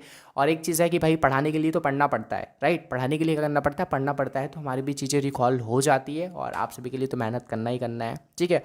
और प्लीज़ आप सभी अपना प्यार दिखाइए, सपोर्ट दिखाइए। और काफ़ी सारे ऐसे यूट्यूबर हैं, मतलब काफ़ी सारे ऐसे टीचर बोलो जो कि as a content creator YouTube पे काम करते हैं, जो दिन भर सब्सक्राइब कर लो, सब्सक्राइब कर लो, सब्सक्राइब कर लो। मेरा वैसा वो इरादा नहीं है, ठीक है। अगर आपको मेरी कंटेंट पसंद आती है तभी करो, अगर आपको मेरी कंटेंट पसंद आती है नीचे करो थैंक यू करो, वेरी नाइस लिखो, जो चीज़ आपको अच्छी तारीफ़ करनी है, जो चीज़ आपको मेरी अच्छी लगती है वो चीज़ आप तारीफ़ करो। लेकिन अगर आपको हमारी कंटेंट गंदी लगती है तो भैया प्लीज़ कमेंट में गाली मत दिया करो, सुधारने की बात बोला करो कि हाँ भैया आपकी वॉइस गंदी है, या फिर जो भी चीज़ है माइक से वॉइस क्लियर नहीं आ पाती आपकी, या फिर कंटेंट मुझे फेस वाली चाहिए, फेस कैम चाहिए, या फिर जिस तरीके की जो भी आपको सुधार चाहिए, ठीक है, वो चीज़ आप मुझे प्लीज़ सजेस्ट करना। मैं जो भी आपकी वो डिमांड होगी वो ज़रूर मैं पूरी कोशिश जो भी है वो करने की पूरी कोशिश करूँगा, ठीक है। और मैं वैसे करता ही हूँ, आप सभी के बोलने की ज़रूरत नहीं पड़ती, मैं जितना ज़्यादा हो सके आप सभी को मैं बेटर कंटेंट प्रोवाइड कर सकूँ वो हर एक चीज़ करने की मैं कोशिश करता हूँ। और चलिए काफ़ी ज़्यादा बातें हो गई, ठीक है, तो आप सभी प्लीज़ सपोर्ट कर दीजिएगा, सपोर्ट दिखाइएगा, ठीक है। और काफ़ी अभी आगे जाना है, अपने बिहार को, अपने भारत देश को काफ़ी जगहों पे प्रमोट करना है, काफ़ी आगे लेके जाना है, काफ़ी कुछ करना है अपने इस राज्य के लिए, अपने भारत देश के लिए।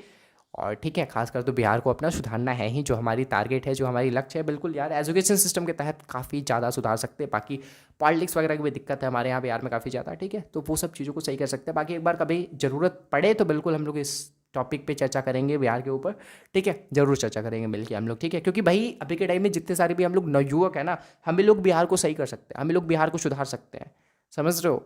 और हमारी अगर सोच गंदी हो जाएगी हमारे अपने राज्य को लेके, हमारे अपने देश को लेके, हम लोग पढ़ना नहीं चाहेंगे, पढ़ना पसंद नहीं करेंगे। पढ़ने के अलावा काफ़ी सारे मैं देखता हूँ ऐसे लोग होते हैं जो कि पढ़ाई को छोड़कर यार, ये सब चीज़ों को समझने को छोड़कर भाई लगे हुए फ्री फायर, पबजी, या फिर तरह तरह की चीज़ों को करने में, खेलने में, बॉयफ्रेंड गर्लफ्रेंड, बाबू, सोना, खाना खाया नहीं खाया, भाई ये सब जितने सारी भी चीज़ें हैं, ठीक है, करो, लिमिट में चीज़ें सही लगती है। लेकिन अगर लिमिट क्रॉस करते हो तो भाई ये भी चीज़ें गंदी लगने लगती है, समझ रहे हो। तो भाई सही है, अपने बिहार के लिए काफ़ी कुछ करना है, काफ़ी कुछ सोचना है, ठीक है, और बिल्कुल कर सकते हैं अगर हम लोग आगे आते हैं तो, ठीक है। तो इसके लिए क्या होनी चाहिए, एक हमारी टीम बहुत बड़ी होनी चाहिए, समझ रहे हो, एक टीम बहुत बड़ी होनी चाहिए, और साथ में मिलकर हम लोग निर्णय ले सके, कुछ कर सके आगे, लीगल एक्शन ले सके, ठीक है, काफ़ी सारे टास्क को हम लोग क्या कर सके, परफॉर्म कर सके अपने बिहार के लिए। तो भाई बिहार हमारा काफ़ी आगे जा सकता है, राइट। तो प्लीज़ आप सभी चैनल को सब्सक्राइब कर दीजिएगा, बिहार के लिए हम लोग आगे काफ़ी कुछ करने वाले हैं। और अभी मैं कर भी नहीं पा रहा बिकॉज क्या है, हमारी टीम पे काफ़ी जो मेंबर है ना वो कम है, लेकिन अगर सोचा जाए तो 1700 भी काफ़ी सारे मेंबर होते हैं, ठीक है। लेकिन अभी चाहिए कि बहुत बड़ा एक पहले फैमिली बिल्ड हो जाए, राइट, देन उसके बाद धीरे धीरे करके हम लोग चीज़ों को प्रॉपर वे में करते चलेंगे। साथ में हम लोग टास्क लेंगे एक बिहार के लिए, साथ में बिहार को सुधारने की कोशिश करेंगे। और भैया टास्क दिया जाएगा लोगों को, करिएगा आप सभी। और भैया ज़रूर, मतलब बिहार के बारे में काफ़ी कुछ सोचना है, करना अभी तो फिलहाल, ठीक है। और जाती बातें नहीं इस वीडियो में, क्योंकि ये क्लासेस की वीडियोज़ है, ठीक है। आप सभी बोलोगे भैया ये सब क्या क्लास के बीच में आप ये बात लाने लगते हो, लेकिन भाई देखो हमारे हित की बातें हैं, हम बिहारी हैं, हमारा एक फर्ज बनता है एक भारतीय होने के नाते, एक बिहारी होने के नाते, कि अपने राज्य के लिए, अपने भारत देश के लिए काफ़ी कुछ करना, ठीक है। बाकी ये सब के बारे में कभी डिटेल में अगर ज़रूरत पड़ी तो भाई बिल्कुल मैं लाइव आके बात करूँगा आप सभी से, ठीक है। आपकी जो भी सजेशन होगा मैं लूँगा, अपना सजेशन दूंगा, और क्या हम लोग किस तरीके से कर सकते हैं। तो माफ़ करना अगर आपको बुरा लगा इस चीज़ के लिए, मैंने इतना ज़्यादा टाइम आप सभी का ले लिया, ठीक है, बट जो भी चीज़ मैंने बोली वो हित में बोली आप सभी की, ठीक है। ओके जी, नेक्स्ट क्वेश्चन है आप सभी के सामने 18 नंबर की, भैया इनमें कौन ऊष्मा और विद्युत का सबसे अच्छा चालक होता है। देखो अगर ऑप्शन में चांदी रहता है तो बिल्कुल हम लोग चांदी टिक करते हैं, लेकिन अकॉर्डिंग टू ऑप्शन ए आपका हो जाएगा ग्रेफाइट। ग्रेफाइट क्या होता है भैया, विद्युत का और ऊष्मा का सबसे अच्छा चालक होता है, ठीक है। तो सी वाला ऑप्शन आप सभी के सामने बिल्कुल ही करेक्ट हो जाएगा, ठीक है। नेक्स्ट क्वेश्चन है आप सभी के सामने 20 नंबर की, भैया पराशरण दाब की जो इकाई होती है वो क्या होती है, ठीक है। परासरणी दाब की जो इकाई होती है वो हमेशा याद रखना भैया, ना मेगा इलेक्ट्रॉन वोल्ट होती है, ना कैलोरी होती है, ना सेंटीमीटर प्रति सेकंड होती है, वो होती है भैया एटीएम, ऑटोमेटिक टेलर मशीन, वो वाला नहीं, ठीक है, ये आपका एटीएम होता है, ठीक है। तो डी वाला ऑप्शन आप सभी के सामने क्या हो जाएगा, बिल्कुल ही करेक्ट हो जाएगा। नेक्स्ट क्वेश्चन है 21 नंबर कि भैया अनुचुंबकीय यौगिक में जो इलेक्ट्रॉन होते हैं, ठीक है, वो साझा किस तरीके से करते हैं भैया, क्या साझा करते हैं, अयुग्मित होते हैं, युग्मित होते हैं, या फिर सभी। तो भैया मैं आपकी जानकारी के लिए बता दूं, जो अणुचुंबकीय यौगिक होते हैं उसमें जो इलेक्ट्रॉन होते हैं वो होते हैं अयुग्मित, राइट। तो बी वाला ऑप्शन आप सभी के सामने क्या हो जाएगा जी, बिल्कुल ही करेक्ट हो जाएगा। 22 नंबर क्वेश्चन कहता है कि घोल का यानी कि विलन का जो परासरणी दाब का जो संबंध होता है वो क्या होता है। तो भैया पाई बराबर होता है CST या फिर कहीं कहीं पाई बराबर CRT रहता है, ठीक है। तो कंफ्यूज मत होना आप सभी। तो भैया अकॉर्डिंग टू ऑप्शन हो जाएगा डी वाला ऑप्शन मुझे दिख रहा है, क्योंकि पाई C अपॉन में ST, ठीक है, क्योंकि जब C उधर चला जाएगा तो क्या हो जाएगा जी, CST हो जाएगा, ठीक है। तो डी वाला ऑप्शन आप सभी के सामने क्या हो जाएगा, बिल्कुल ही करेक्ट हो जाएगा, ठीक है। 23 नंबर क्वेश्चन कहता है कि भैया कौन अनुसंख्य गुणधर्म होता है। देखो कोई भी विलयन का अनुसंख्य गुणधर्म क्या होता है भैया, क्या होता है, विलय के मोलों की संख्या या फिर विलय के कणों की संख्या पे क्या करता है, डिपेंड करता है, निर्भर करता है। और कोई भी विलयन के जो अनुसंख्य गुणधर्म होते हैं जिसे इंग्लिश में हम लोग क्वालिटेटिव प्रॉपर्टीज बोलते हैं, ये भैया कितने टाइप के होते हैं, 4 प्रकार के होते हैं। मैं लिख देना चाहूंगा कौन कौन से होते हैं, चीज़ों को ध्यान से समझिएगा, क्योंकि इस तरीके के काफ़ी सारे क्वेश्चन करे जाते हैं इस चैप्टर से कि भैया तुम मुझे बताओ कि 4 ऑप्शन रहेंगे, आपको बताने होंगे कि हाँ भैया इनमें से कौन सा विलन का अनुषंगिक गुणधर्म है, ठीक है। या फिर इस तरीके से क्वेश्चन होंगे कि हाँ भैया बताओ इसमें से कौन सा विलन का अनुषंगिक गुणधर्म नहीं है। तो इस तरीके से क्वेश्चन आपके करे जाते हैं। और क्वेश्चन मुझे एक दिख ही गया जो कि 23 नंबर क्वेश्चन में मुझे दिखा। तो मैं आपको बता देना चाहूँगा ये जो 4 प्रकार के अनुषंगिक गुणधर्म होते हैं वो कौन कौन से होते हैं, मैं आपको बता दे रहा हूँ। पहला जो आपका होता है वो आपका होता है भैया वाष्प दाब का अवनमन, ठीक है। वाष्प दाब का अवनमन क्या होता है, वाष्प दाब का अवनमन। दूसरा आपका होता है जी क्वथनांक का उन्नयन, ठीक है। क्या होता है, क्वथनांक का उन्नयन। थोड़ी राइटिंग मेरी गंदी है ऑन स्क्रीन पे केवल, ठीक है, नहीं तो रियल लाइफ में सही है भाई थोड़ी बहुत, ठीक है, मैं लिख लेता हूँ काफ़ी अच्छा। ओके जी। 3rd नंबर क्वेश्चन कहता है आप सभी के सामने क्या, हिमांक का अवनमन, ठीक है। हिमांक का अवनमन, हिमांक का अवनमन, ठीक है। बिकॉज यहाँ पे फिंगर से लिखना पड़ता, अगर वही पेन टैप रहता ना तो चीज़ों को मैं प्रॉपर तरीके से लिख सकता था।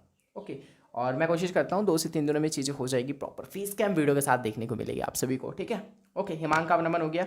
उसके बाद क्या होता है जी, एक होता है आपका पराशरणी दाब, दैट मीन्स की ऑस्मोटिक प्रेशर, नी है, पी नहीं है, ठीक है, यानी कि पराशरपी दाब पढ़ लेना आप सभी, ठीक है। चलो अब सही लग रहा, पराशरणी दाब। तो ये 4 प्रकार के आपके क्या होते हैं, विलन की क्वालिटेटिव प्रॉपर्टीज होते हैं। अब कंपेयर कर लो और आप मुझे बताओ कि कौन सा आंसर जो है वो राइट होगा। कौन अनुसंगिक गुणधर्म है भैया, क्वथनांक। क्वथनांक का अगर उन्नयन होता तो मैं बिल्कुल मान सकता था कि हाँ भैया एक करेक्ट आंसर है, एक करेक्ट क्वालिटेटिव प्रॉपर्टीज है विलन का, बट क्वथनांक नहीं होगा। क्या वाष्प दाब होगा, वाष्प दाब का अवनमन रहता है तो भैया सोच सकते थे, मान भी सकते थे, लेकिन नहीं, वाष्प दाब नहीं होगा। पराशरणी दाब, बिल्कुल हाँ जी, पराशरणी दाब। अब कहोगे भैया नी नहीं है वहाँ पे पराशरण है तो क्या होगा भाई उससे फर्क नहीं पड़ता यार, पराशरणी दाब, ठीक है। क्या हो जाएगा, पराशरणी दाब। तो सी वाला ऑप्शन आप सभी के सामने क्या हो जाएगा, बिल्कुल ही करेक्ट हो जाएगा, ठीक है।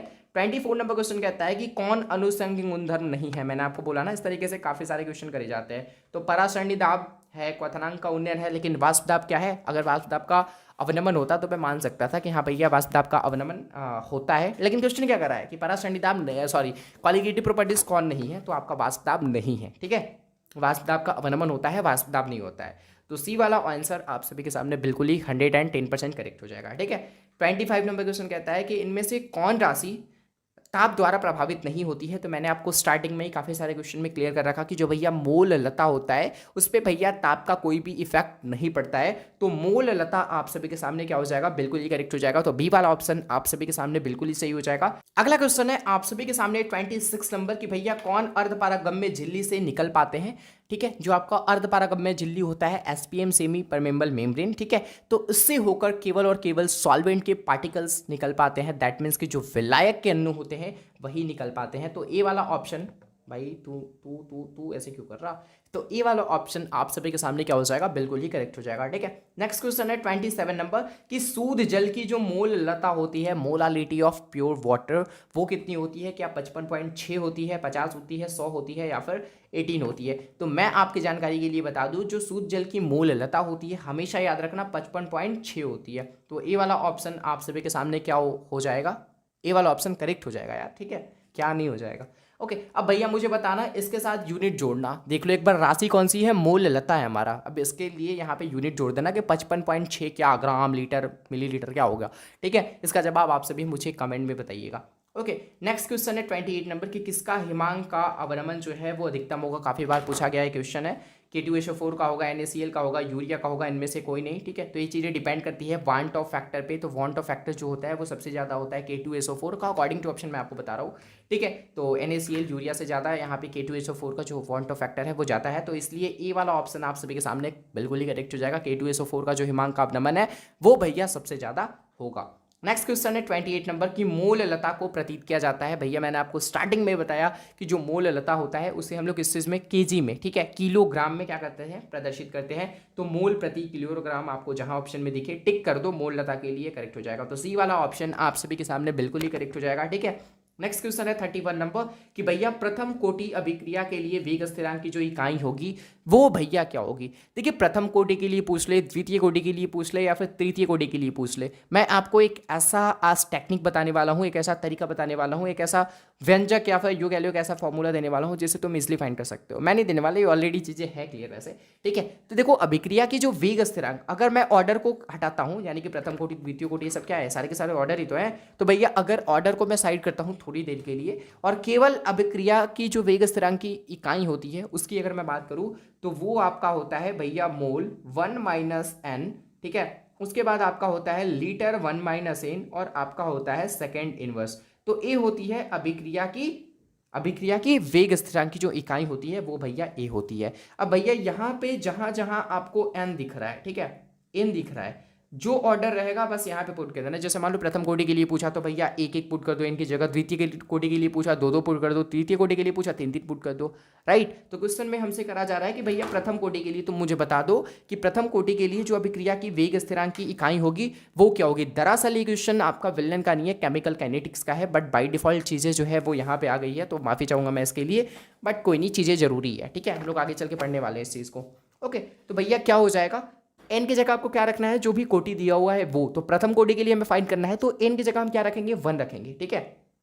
तो वहां पे भैया क्या हो जाएगा, एक चीज देखो, मोल अगर यहाँ पे रखते हो 1, यहाँ पे भी 1 रखोगे तो मोल के पावर में हो जाएगा 1 माइनस 1, दैट मीन्स की मोल का पावर 0। और कोई भी डिजिट कह लो या फिर कोई भी चीज़ का अगर पावर क्या हो, 0 हो, तो भैया उसकी जो वैल्यू होती है वो होती है 1, राइट। क्या होती है, 1। इसका भी सेम वही कंडीशन है, 1 में से 1 जाएगा 0, यानी कि ये भी आपका हो जाएगा 1। क्या बचेगा, सेकेंड इनवर्स बचेगा। तो भैया प्रथम कोटि के लिए जो आपका अभिक्रिया का वेग स्थिरांक का जो इकाई आ गया वो क्या आ गया, सेकेंड इनवर्स, जो कि आपको ऑप्शन नंबर बी में दिख रहा है। तो चीज़ों को आप सभी ध्यान में रखिएगा, ठीक है। चलो जी, नेक्स्ट क्वेश्चन है आप सभी के सामने 32 नंबर की भैया कौन ताप पर निर्भर करता है। अब देखो ताप से स्वतंत्र हमारा कौन होता है, ताप से स्वतंत्र हमारा मोलालिटी होता है, मोल लता होता है, ठीक है। लेकिन कौन ताप पे निर्भर करता है, तो भैया मोल लता आपका मोलारिटी होता है, माफ कीजिएगा, ठीक है। मोल, अंश, द्रव्यमान, इस सभी क्या करते हैं, ताप पे निर्भर करते हैं। तो डी वाला ऑप्शन आप सभी के सामने क्या हो जाएगा जी, बिल्कुल ही करेक्ट हो जाएगा, ठीक है।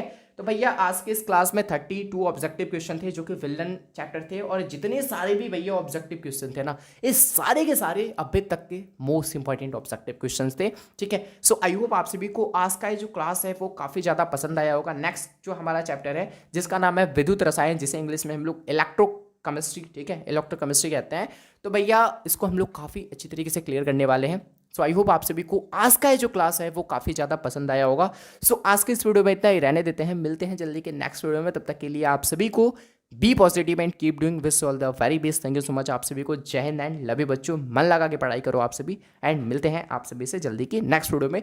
और वीडियो के बीच में हमने काफ़ी ज़्यादा बात कर ली बिहार एंड भारत देश के ऊपर, ठीक है। तो अगर आपको ऐसा लगा हो कि भैया क्लास को तो आपने बोर कर दिया या फिर फालतू के ज्ञान आप देने लगे क्लास के बीच में, तो मैं माफ़ी चाहूँगा इस चीज़ के लिए, ठीक है। लेकिन मुझे जहाँ तक लगता है कि मैंने जो भी बात बोली है वो अभी तक सही बोली है, जो भी चीज़ें मैंने बोली है, ठीक है, अपने बिहार के बारे में, ओके जी।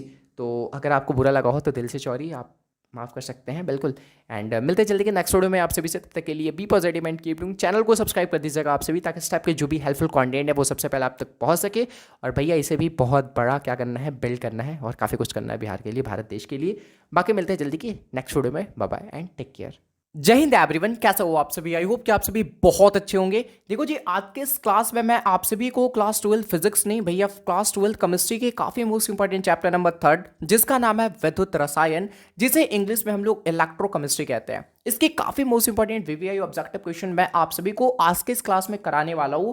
और ये जितने सारे भी प्रश्न आज के इस क्लास में मैं आप सभी को क्लियर कराऊंगा वो सारे के सारे आपके भैया ब्रिलियंट क्वेश्चन बैंक से होंगे, राइट। और क्वेश्चन बैंक से होना मतलब कि भैया रिपीटेड क्वेश्चन होना, समझ रहे हो। और रिपीटेड क्वेश्चन एग्जाम के पॉइंट ऑफ व्यू से कितना ज़्यादा इंपॉर्टेंट होते हैं, ठीक है, ये चीज़ आपको अच्छी तरीके से पता है। तो भैया आज का क्लास आप सभी क्लास 12th वालों के लिए भैया बहुत ही ज़्यादा इंपॉर्टेंट होने वाला है। सो आप सभी वीडियो पे स्टार्ट से लेकर एंड तक बने रहिएगा। अगर आप सभी ने अभी तक इस वीडियो को लाइक नहीं करा तो प्लीज़ इस वीडियो को एक प्यारा सा लाइक जरूर से कर दीजिएगा, एंड साथ में चैनल को भी सब्सक्राइब एंड बेल नोटिफिकेशन को जरूर से भैया आप सभी ऑल पे सेलेक्ट कर लीजिएगा, ताकि इस टाइप के जो भी हेल्पफुल कंटेंट है वो सबसे पहले आप तक पहुंच सके। बाकी बिना किसी तरीके आइए इस वीडियो को स्टार्ट करते हैं। ओके, सो भैया हम लोग बढ़ते हैं पहले नंबर क्वेश्चन से, ठीक है, मतलब पहले नंबर क्वेश्चन से तो स्टार्ट करेंगे ना चीज़ों को।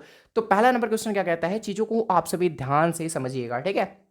ओके जी, तो पहला नंबर यहाँ पे क्वेश्चन कहता है कि एक मोल Al3+ दैट मीन्स कि एल्यूमिनियम का +3 आयन है, ठीक है, और उसको एल्यूमिनियम में अपचयन करने के लिए हमें कितने आवेश की नीड पड़ेगी, कितने आवेश की आवश्यकता होगी। काफ़ी अच्छा न्यूमेरिकल है, मैं आपकी जानकारी के लिए बता दूं, ठीक है। चीज़ों को ध्यान से समझना।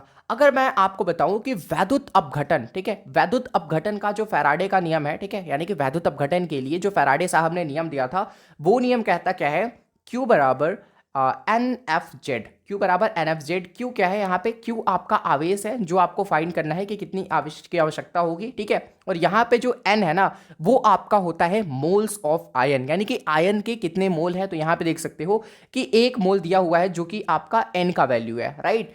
एफ की बात कर ली जाए तो एफ आपका होता है फैराडे कांस्टेंट। क्या होता है, फैराडे कांस्टेंट, जिसकी एक अपनी वैल्यू होती है, वो होता है 96,500 कूलम। क्या होता है, 96,500 कूलम प्रति मोल। ए आपका हो गया एफ की वैल्यू, किसकी वैल्यू, एफ की वैल्यू। ए आपका एक फैराडे कांस्टेंट होता है।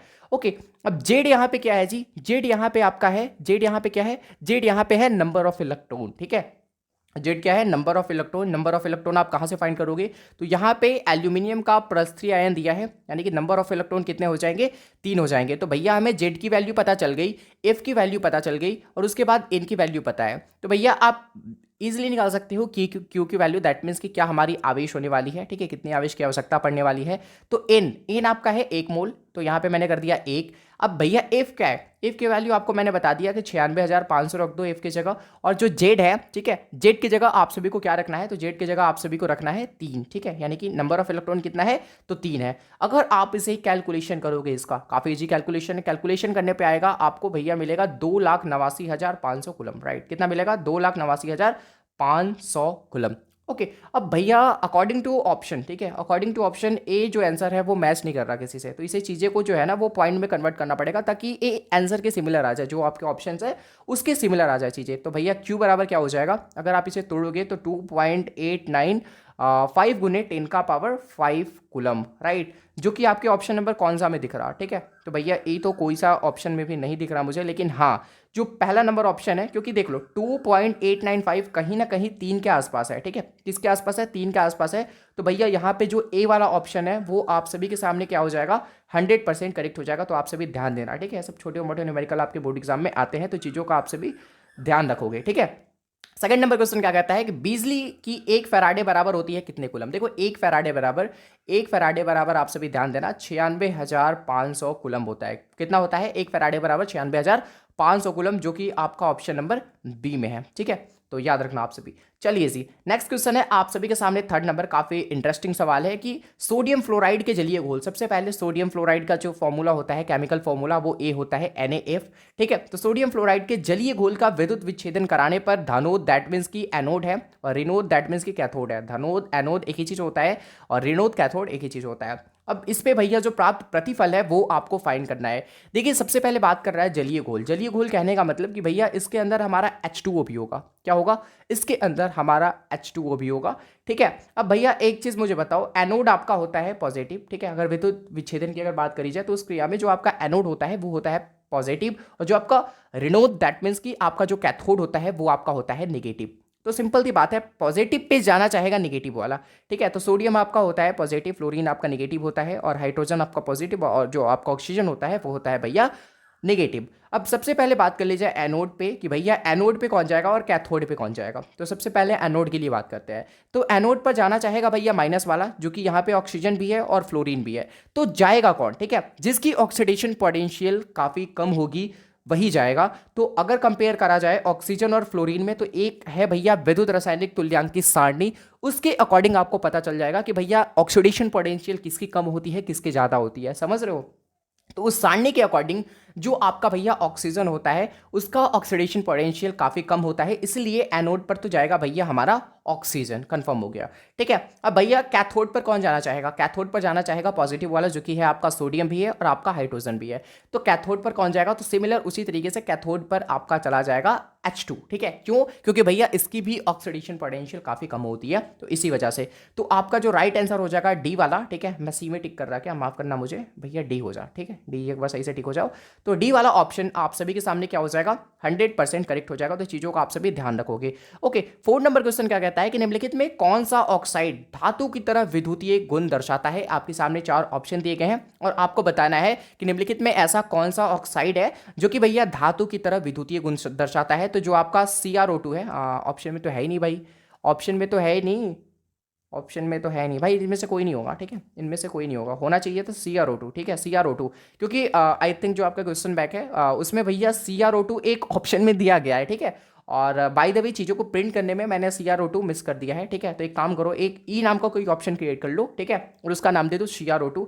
अब CrO2 का भैया जो केमिकल नेम होता है वो होता है क्रोमियम डाइऑक्साइड। क्या होता है? Chromium dioxide. ठीक है, तो CrO2 हो जाएगा। CrO2 क्या करता है? धातु की तरह विद्युतीय गुण दर्शाता है। ओके जी, चलिए 5वां नंबर क्वेश्चन क्या कहता है कि 1 फैराडे विद्युत धारा प्रवाहित करने पर प्राप्त मात्रा होगी। ठीक है, अगर आप 1 फैराडे, ठीक है, 1 फैराडे विद्युत धारा को प्रवाहित कर रहे हो तो प्राप्त जो मात्रा होती है वो होती है 1 ग्राम समतुल्य के बराबर। ये काफ़ी मोस्ट इंपॉर्टेंट क्वेश्चन था, काफ़ी बार आपके बोर्ड एग्जाम में पूछा गया है। तो ए वाला ऑप्शन आप सभी के सामने क्या हो जाएगा जी? बिल्कुल ही करेक्ट हो जाएगा। ठीक है, नेक्स्ट क्वेश्चन है आप सभी के सामने 7 नंबर क्वेश्चन क्या कहता है कि 96,500 कूलम, जो कि आपका 1 फैराड के बराबर होता है। ठीक है, विद्युत जो आप CuSO4 के विलयन से कितना ग्राम तांबा, यानी कि कितना ग्राम जो कॉपर है वो मुक्त करेगा। तो सबसे पहले आपको किस चीज को निकालना है भैया? कितना ग्राम तांबा मुक्त होगा, यानी कि कॉपर का वेट आपको फाइंड करना है। ठीक है, ठीक है। अच्छा, अगर मैं आपसे पूछूं कि भैया कॉपर का जो एटॉमिक मास होता है, कॉपर का atomic mass, step by step चीजों को बता रहा हूं। ठीक है, तो कॉपर का जो एटॉमिक मास होता है वो होता है 63.5। कितना होता है? 63.5। स्टेप 2 आपको क्या करना है जी कि भैया जो आपको CuSO4 दे रखा है इसमें कॉपर का वैलेंसी कितना है? कॉपर का वैलेंसी अगर आप देखोगे तो आपको पता चलेगा 2, क्योंकि जो आपका कॉपर होता है, ठीक है, वो कॉपर 2+ आयन को बनाता है। ठीक है, कॉपर क्या करता है? कॉपर 2+ आयन को बनाता है, इसलिए CuSO4 में जो कॉपर की वैलेंसी हो जाएगी वो हो जाएगी 2। ओके, अब भैया स्टेप 3 में आप ये करो कि कॉपर का इक्विवेलेंट वेट आप फाइंड करो। ठीक है, कॉपर का जो इक्विवेलेंट वेट होता है, मैं शॉर्ट में लिख रहा हूँ चीज़ों को। ठीक है, कॉपर का जो इक्विवेलेंट वेट होता है वो आप कैसे फाइंड कर सकते हो? तो वो आप फाइंड कर सकते हो, आपको एटॉमिक मास पता है, दैट मीन्स कि एटॉमिक वेट पता है, उसके बाद नीचे में आप वैलेंसी से क्या कर दो? डिवाइड कर दो। ठीक है, आप इजिली फाइंड कर सकते हो कॉपर का इक्विवेलेंट वेट। ठीक है, तो भैया वैलेंसी हमारा 2 दे रखा है, एटॉमिक मास हमें पता है 63.5।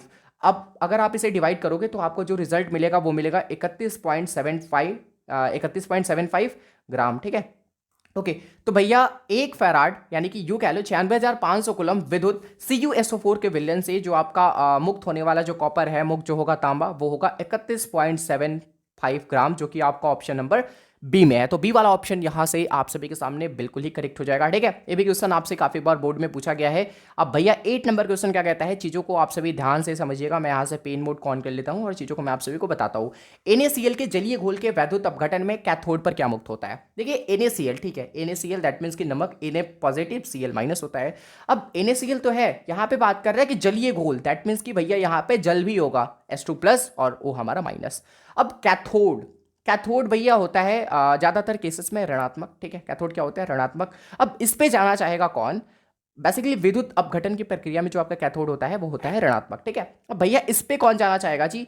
इस पे जाना चाहेगा आपका पॉजिटिव वाला, जो कि है आपका सोडियम और आपका है हाइड्रोजन। तो कौन जाएगा? तो सोडियम और हाइड्रोजन में जिसका ऑक्सीडेशन पोटेंशियल काफी कम होगा वही जाना चाहेगा और वही जाएगा भी। ठीक है, तो जो भैया H2 है ना, उसका जो ऑक्सीडेशन पोटेंशियल है वो काफी कम है as compare to sodium, right. तो भैया यहाँ पे जाएगा हाइड्रोजन। तो डी वाला ऑप्शन आप सभी के सामने क्या हो जाएगा, बिल्कुल ही करेक्ट हो जाएगा, ठीक है। चलिए जी, नेक्स्ट क्वेश्चन हम लोग देखना चाहेंगे। ए भी आई थिंक एक न्यूमेरिकल है और काफ़ी इजी है। कहता है कि 32 ग्राम हाइड्रोजन ऑक्सीजन के मुक्त करने के लिए विद्युत की कितनी आवश्यकता होगी, ठीक है। 1 फैराडे चाहिए होगा विद्युत, 2 फैराडे, 3 फैराडे, 4 फैराडे, कितना फैराड हमें विद्युत चाहिए होगा, ठीक है। काफ़ी अच्छा क्वेश्चन है। क्वेश्चन क्या कहता है, चीज़ों को मैं वापस से बोलना चाहूँगा, मैं वापस से आप सभी को दोहराना चाहूँगा क्वेश्चन को, ठीक है। क्वेश्चन कहता है कि 32 ग्राम हाइड्रोजन ऑक्सीजन के मुक्त करने के लिए कितनी विद्युत की आवश्यकता होगी।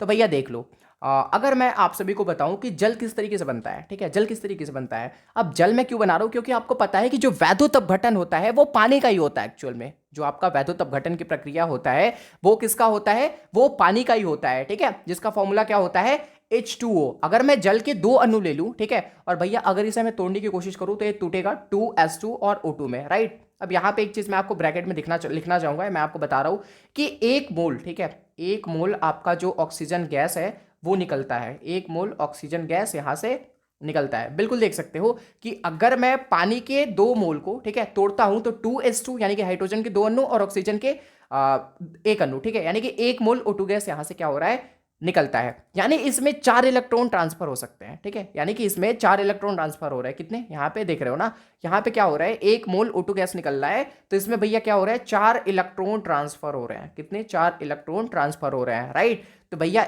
1 मोल 32 ग्राम जिसका वो दे रखा है, 32 ग्राम आपका हाइड्रोजन है, ठीक है, हाइड्रोजन ऑक्सीजन, ओके। तो O2 के लिए, ठीक है, O2 के लिए कितना हो जाएगा, 4 इलेक्ट्रॉन है ना, तो इसीलिए 4 फैराडे क्या हो जाएगा, 4 फैराडे विद्युत की आवश्यकता होगी, राइट। अगर आपको समझ में नहीं आई, मैं आपको वापस से समझाने की कोशिश करता हूं। देखिए, सबसे पहली चीज आपको पता है कि जो वैद्युत अपघटन होता है वो पानी का होता है, राइट। किसका होता है, पानी का होता है, जिसका फॉर्मूला होता है H2O, ओके। अब भैया अगर मैं पानी के 2 अणु को लेता हूं और उसे मैं तोड़ने की कोशिश करता हूं तो 2S2 और प्लस में O2 में टूटेगा, ठीक है। अब यहां पे देख रहे हो आप सभी कि 1 मोल O2 गैस क्या हो रहा है, रिलीज हो रहा है, निकल रहा है, ठीक है। अब भैया 1 मोल O2 गैस क्या करता है, 4 इलेक्ट्रॉन का ट्रांसफर होता है, ठीक है, 4 इलेक्ट्रॉन का यहाँ पे ट्रांसफर हो रहा है। तो भैया 1 मोल 32 ग्राम O2 के लिए 4 फैराडे, ठीक है, 4 इलेक्ट्रॉन मतलब कि 4 फैराडे। तो डी वाला ऑप्शन आप सभी के सामने क्या हो जाएगा, बिल्कुल ही करेक्ट हो जाएगा, ठीक है। 10 नंबर क्वेश्चन कहता है कि उष्मा और विद्युत का सबसे अच्छा चालक कौन सा है, ठीक है, उष्मा और विद्युत का सबसे अच्छा चालक कौन सा है। अकॉर्डिंग टू ऑप्शन आप सभी को जवाब देना है, कोक, हीरा, ग्रेफाइट या फिर चारकोल, ठीक है। तो अगर ऑप्शन में चांदी रहता तो बिल्कुल हम बिना सोचे समझे चांदी टिक करते, बट यहाँ पे हो जाएगा ग्रेफाइट। क्या हो जाएगा, ग्रेफाइट भी आपका एक काफी अच्छा विद्युत का चालक है, ठीक है, उष्मा और विद्युत का। तो सी वाला ऑप्शन आप सभी के सामने क्या हो जाएगा जी, 100 और मेरे से 10% और ले लो, 110% करेक्ट हो जाएगा, ठीक है। चलिए 11 नंबर क्वेश्चन क्या कहता है कि LiCl, NaCl और KCl का विलयन अनंत तनुता पर समतुल्य सुचालकता का जो सही क्रम है वो क्या होगा, ठीक है। तो वो होगा भैया KCl का जो समतुल्य सुचालकता होगा वो ज्यादा होगा, उसके बाद उससे थोड़ा कम NaCl का और उससे थोड़ा कम LiCl का। तो बी वाला ऑप्शन क्या हो जाएगा, सही हो जाएगा, ठीक है। चलिए 12 नंबर क्वेश्चन क्या कहता है, अच्छा 12 नंबर हमने देख लिया आई थिंक। 13 नंबर क्वेश्चन क्या कहता है कि दिए गए कथन के आधार पर आपको ABCD ऑप्शन में से आपको सही विकल्प को चुनना है। अब यहाँ पे आपके सामने 2 कथन दिया गया है, कथन 1 और कथन 2। अब दोनों कथन को क्या करो, आप एक बार सही तरीके से रीड करो और बताओ कि ऑप्शन कौन सा करेक्ट होगा। तो आइए हम लोग रीड करते हैं चीजों को, ठीक है। चीजें क्या कहता है, ध्यान से आप सभी समझिएगा। कहता है कि किसी विद्युत अपघटक की, ठीक है, किसी विद्युत अपघटक की विशिष्ट चालकता विलयन की तनुता के फलस्वरूप घटता है, जो कि पूरी तरीके से गलत है, ठीक है। ऐसा नहीं है कि विद्युत अपघटक की विशिष्ट चालकता जो होती है वो विलयन की तनुता के फलस्वरूप घटता है, जो कि आपका गलत है, ऐसा नहीं होता। कथन 2 क्या कहता है कि तनु विलयन में आयन तेजी से गतिशील होते हैं। बिल्कुल, जो आपका तनु विलयन होता है उसमें जो आयन होते हैं वो तेजी से गतिशील होते हैं, ओके। जिस इस तनु विलयन में क्या होता है कि भैया विलय की मात्रा काफी काफी काफी कम होती है, ठीक है। तो इसी वजह से तनु विलयन में जो आयन होते हैं वो तेजी से गतिशील होते हैं, ओके। तो आई थिंक कौन सा ऑप्शन करेक्ट हो जाएगा, डी वाला ऑप्शन, बिल्कुल, कि जो आपका पहला कथन है वो आपका गलत है, असत्य है, और जो आपका दूसरा कथन है वो है भैया सही। तो डी वाला ऑप्शन आप सभी के सामने बिल्कुल ही करेक्ट हो जाएगा, ठीक है। चलिए जी, नेक्स्ट क्वेश्चन है 14 नंबर। 14 नंबर क्वेश्चन क्या कहता है कि निम्नलिखित में कौन विलयन में विद्युत का संचालन करते हैं। अब भैया संचालन करते हैं विद्युत अपघट्य, इसे इंग्लिश में हम लोग क्या कहते हैं, इलेक्ट्रोलाइट कहते हैं, इलेक्ट्रोलाइट्स पदार्थ कहते हैं। अब भैया ये इलेक्ट्रोलाइट क्या होते हैं, तो भैया इलेक्ट्रोलाइट का अगर आप एक काम करो, मोल्टेन अवस्था लोगे, दैट मीन्स की पिघला हुआ अवस्था लोगे, या फिर जलीय विलयन की अवस्था लोगे, तो भैया इनसे होके धारा का प्रवाह हो जाता है, ठीक है। इनसे होके क्या होता है, धारा का प्रवाह हो जाता है। तो ऐसे पदार्थ आपके विद्युत अपघट्य यानी कि इलेक्ट्रोलाइट कहलाते हैं, ठीक है। तो ए वाला ऑप्शन आप सभी के सामने बिल्कुल ही सही हो जाएगा, ठीक है। चलिए जी, नेक्स्ट क्वेश्चन है 15 नंबर की, चालकत्वशील का स्थिरांक होता है। ठीक है, चालकत्वशील का स्थिरांक होता है। जनरली हम लोग जो आपका चालकत्वशील होता है शील स्थिरांक, उसे हम लोग जनरली चाहे तो कैपिटल जी से या फिर कैपिटल के से डिनोट करते हैं। ठीक है, तो दोनों तरीके से हम इसे डिनोट कर सकते हैं। मैं आपको बता दे रहा हूं ऊपर में कि भैया इसे चाहो तो आप कैपिटल जी से या फिर कैपिटल के से डिनोट कर सकते हो। अब इसके बराबर जो आपका फॉर्मूला होता है वो आपका होता है एल अपॉन में ए। ठीक है, अब भैया एल क्या होता है कि इलेक्ट्रोड के बीच की दूरी होती है, दो इलेक्ट्रोड है आपके पास, इलेक्ट्रोडों के बीच की दूरी होती है, और ए जो है एरिया, वो भैया इलेक्ट्रोडों की क्षेत्रफल होती है, इलेक्ट्रोडों की एरिया होती है। ठीक है, तो जी बराबर आपका होता है एल अपॉन में ए, एल अपॉन में ए, जो कि आपका ऑप्शन नंबर ए है। ठीक है, तो ए वाला ऑप्शन आप सभी के सामने बिल्कुल ही करेक्ट हो जाएगा। नेक्स्ट क्वेश्चन है 16 नंबर की, आयनीकरण का सिद्धांत किसने दिया था? फैराडे ने? जी नहीं, आर्हेनियस ने। बहुत सही, आर्हेनियस ने क्या किया था? आयनीकरण का सिद्धांत, आयनीकरण का जो भी प्रिंसिपल होता है वो दिया था। ठीक है, तो बी वाला ऑप्शन सही हो जाएगा आप सभी के सामने। ओके जी, 17 नंबर क्वेश्चन कहता है कि विशिष्ट चालकत्व की इकाई क्या होती है? देखिए, जो आपका विशिष्ट चालकत्व होता है इसे जनरली हम लोग कप्पा से डिनोट करते हैं। के मत समझ लेना इसे, के नहीं है भैया, के नहीं है, के जैसा होता है, बट इसे हम लोग कप्पा पढ़ते हैं। क्या पढ़ते हैं? कप्पा पढ़ते हैं। ठीक है, अब भैया कप्पा का जो इकाई होता है वो मैं आपकी जानकारी के लिए बता दूं, जनरली जो आपका कप्पा होता है वो भैया विशिष्ट प्रतिरोध का उल्टा होता है, इन्वर्स होता है उसका। ठीक है, तो विशिष्ट प्रतिरोध को हम लोग रो से डिनोट करते हैं, विशिष्ट प्रतिरोध को हम लोग प्रतिरोधकता के नाम से भी जानते हैं। तो ये जो आपका रो है वो क्या है? वो है भैया आपका विशिष्ट प्रतिरोध। क्या है? विशिष्ट प्रतिरोध। मैं सही से थोड़ा सा सही से लिखने की कोशिश करता हूं, विशिष्ट प्रतिरोध, या फिर इसे भैया हम लोग प्रतिरोधकता भी कहते हैं। क्या कहते हैं? प्रतिरोधकता भी कहते हैं। इसे हम लोग रो से डिनोट करते हैं। अच्छा, एक बात बताओ, जो आपका विशिष्ट प्रतिरोध है, हमने फिजिक्स में पढ़ा है, विशिष्ट प्रतिरोध का मात्रक क्या होता है? विशिष्ट प्रतिरोध का जो आपका मात्रक होता है वो होता है ओम मीटर या फिर ओम सेंटीमीटर कह लो। ठीक है, ये तो भैया मापन के हिसाब से चलती है चीजें, तो मैं मान लेता हूं ओम सेंटीमीटर। सेंटीमीटर मीटर भाई दूरी की तो मात्रक है ना, तो उससे क्या दिक्कत है? ठीक है, तो ओम सेंटीमीटर। ओके, अब ए जो है वो ऊपर जाएगा तो भैया आपका बन जाएगा ओम इनवर्स और सेंटीमीटर इनवर्स। अब देख लो कौन से ऑप्शन में आपको दिख रहा है ओम इनवर्स सेंटीमीटर इनवर्स, जो कि आपको ऑप्शन नंबर सी में दिख रहा है। तो विशिष्ट चालकत्व की जो इकाई होती है वो होता है ओम इनवर्स सेकंड इनवर्स। ठीक है, ओम इनवर्स सेकंड इनवर्स, शायद मैंने बोल दिया, माफ करना, ओम इनवर्स सेंटीमीटर इनवर्स होता है। ओके, तो सी वाला ऑप्शन क्या हो जाएगा? करेक्ट हो जाएगा। नेक्स्ट क्वेश्चन है आप सभी के सामने 18 नंबर। 18 नंबर क्वेश्चन क्या कहता है कि किसी सेल अभिक्रिया की साम्य अवस्था पर सेल का जो वैद्युतवाहक बल होता है, ठीक है, वो क्या होता है? वो आपका होता है शून्य। साम्य अवस्था की कंडीशन में सेल का वैद्युतवाहक बल, दैट मीन्स कि ईएमएफ जो आपका होता है वो होता है शून्य। तो बी वाला ऑप्शन आप सभी के सामने क्या हो जाएगा? बिल्कुल ही करेक्ट हो जाएगा। ठीक है, अब भैया चीज़ों को ध्यान से समझना। यहाँ पे एक क्वेश्चन है आप सभी के सामने, और यहाँ पे आपको एक सेल दिया गया है और पूछ रहा है कि भैया बताओ ये सेल कौन सा है। ठीक है, वोल्ट सेल है, डैनियल सेल है, कॉलेमिल सेल है, या फिर इनमें से कोई नहीं। तो चीज़ों को ध्यान से समझिएगा आप सभी। 19 नंबर क्वेश्चन को थोड़ा सा ध्यान से समझने की कोशिश कीजिएगा। अच्छा, अगर आप सभी इधर देखोगे, ठीक है, ये तो भैया ठीक है, इसका राइट साइड और इसके लेफ्ट साइड, अगर इस इक्वेशन को, इस सेल को मैं दो तरीके से डिवाइड करूं तो इधर देखोगे कि जो आपका जेड है सॉलिड वो टूट रहा है जेड एन 2+ आयन में। ठीक है, दैट मीन्स कि यहाँ पे ऑक्सीडेशन की क्रिया हो रही है। क्या हो रही है? ऑक्सीडेशन। और ऑक्सीडेशन की क्रिया हमेशा किस पे होती है? एनोड पर होती है। ओके, यहां पे चीजों को देखो, यहां पे राइट साइड क्या हो रहा है? कॉपर 2+ आयन आपका टूट रहा है कॉपर, एक कॉपर सॉलिड के रूप में, यानी कि यहां पे भैया हो रहा है आपका रिडक्शन। क्या हो रहा है? यहां पे भैया रिडक्शन का गेम हो रहा है, और हमेशा जो आपका रिडक्शन होता है वो आपका होता है कैथोड के ऊपर। तो जहां आपको दिख गया एनोड और कैथोड, डायरेक्ट टिक करना कि ए आपका क्या है? डैनियल सेल है। क्या है? डैनियल सेल है। तो भैया क्या हो जाएगा? बी वाला ऑप्शन आप सभी के सामने बिल्कुल ही सही हो जाएगा। ठीक है, चलिए जी, नेक्स्ट क्वेश्चन है 20 नंबर। 20 नंबर क्वेश्चन क्या कहता है कि ए बी सी, ठीक है, ए बी और सी तत्वों का भैया मानक अपचयन विभव क्रमशः आपको दे रखा है इतना, उनकी अपचयन शक्ति का सही क्रम क्या होगा? ठीक है, अगर अच्छा एक चीज मैं आपको बताना चाहूंगा कि मानक अपचयन विभव जितना ज्यादा पॉजिटिव होगा, ठीक है, जितना ज्यादा क्या होगा? जितना ज्यादा पॉजिटिव होगा उतना ही अपचयन शक्ति होगी, उतना ही उसकी क्या होगी? अपचयन शक्ति होगी। तो जो सबसे ज्यादा पॉजिटिव है उसकी भैया जो अपचयन शक्ति है वो भैया सबसे ज्यादा होगा। तो सबसे ज्यादा पॉजिटिव तो मुझे यही वाला दिख रहा है, ए। ठीक है, तो ए वाला आपका हो जाएगा सबसे ज्यादा, और इन दोनों में जो धनात्मकता है वो किसकी ज्यादा है? वो है भैया सी वाले की। ठीक है, यानी कि 0.50 वोल्ट है, तो सी हो जाएगा। उसके बाद भैया आपका हो जाएगा बी। ठीक है, उसके बाद आपका हो जाएगा बी, क्योंकि इसका सबसे ज्यादा नेगेटिव में माना है। ठीक है, तो इसके कारण जो अपचयन शक्ति होगी वो भैया काफी ज्यादा कम होगी इसकी। तो इस तरीके से इसका कुछ सीक्वेंस रहने वाला है। सबसे ज्यादा ए का होगा अपचयन शक्ति, ठीक है, उसके बाद भैया सी का अपचयन शक्ति, उसके बाद भैया बी का अपचयन शक्ति। ठीक है, सबसे ज्यादा ए का है। ओके, तो कौन सा ऑप्शन करेक्ट हो जाएगा? ए सी बी, ए सी बी। तो ऑप्शन नंबर बी आप सभी के सामने क्या हो जाएगा? बिल्कुल ही करेक्ट हो जाएगा। ठीक है, चलिए जी, अगला क्वेश्चन है आप सभी के सामने जी, चीज़ों को ध्यान से समझिएगा, ठीक है। अगला क्वेश्चन कहता है कि गैल्वेनिक सेल में जो आपका एनोड होता है वो क्या होता है। देखो काफ़ी सारे ऐसे स्टूडेंट होते हैं, मैं पेन के कलर को थोड़ा सा चेंज करना चाहूँगा।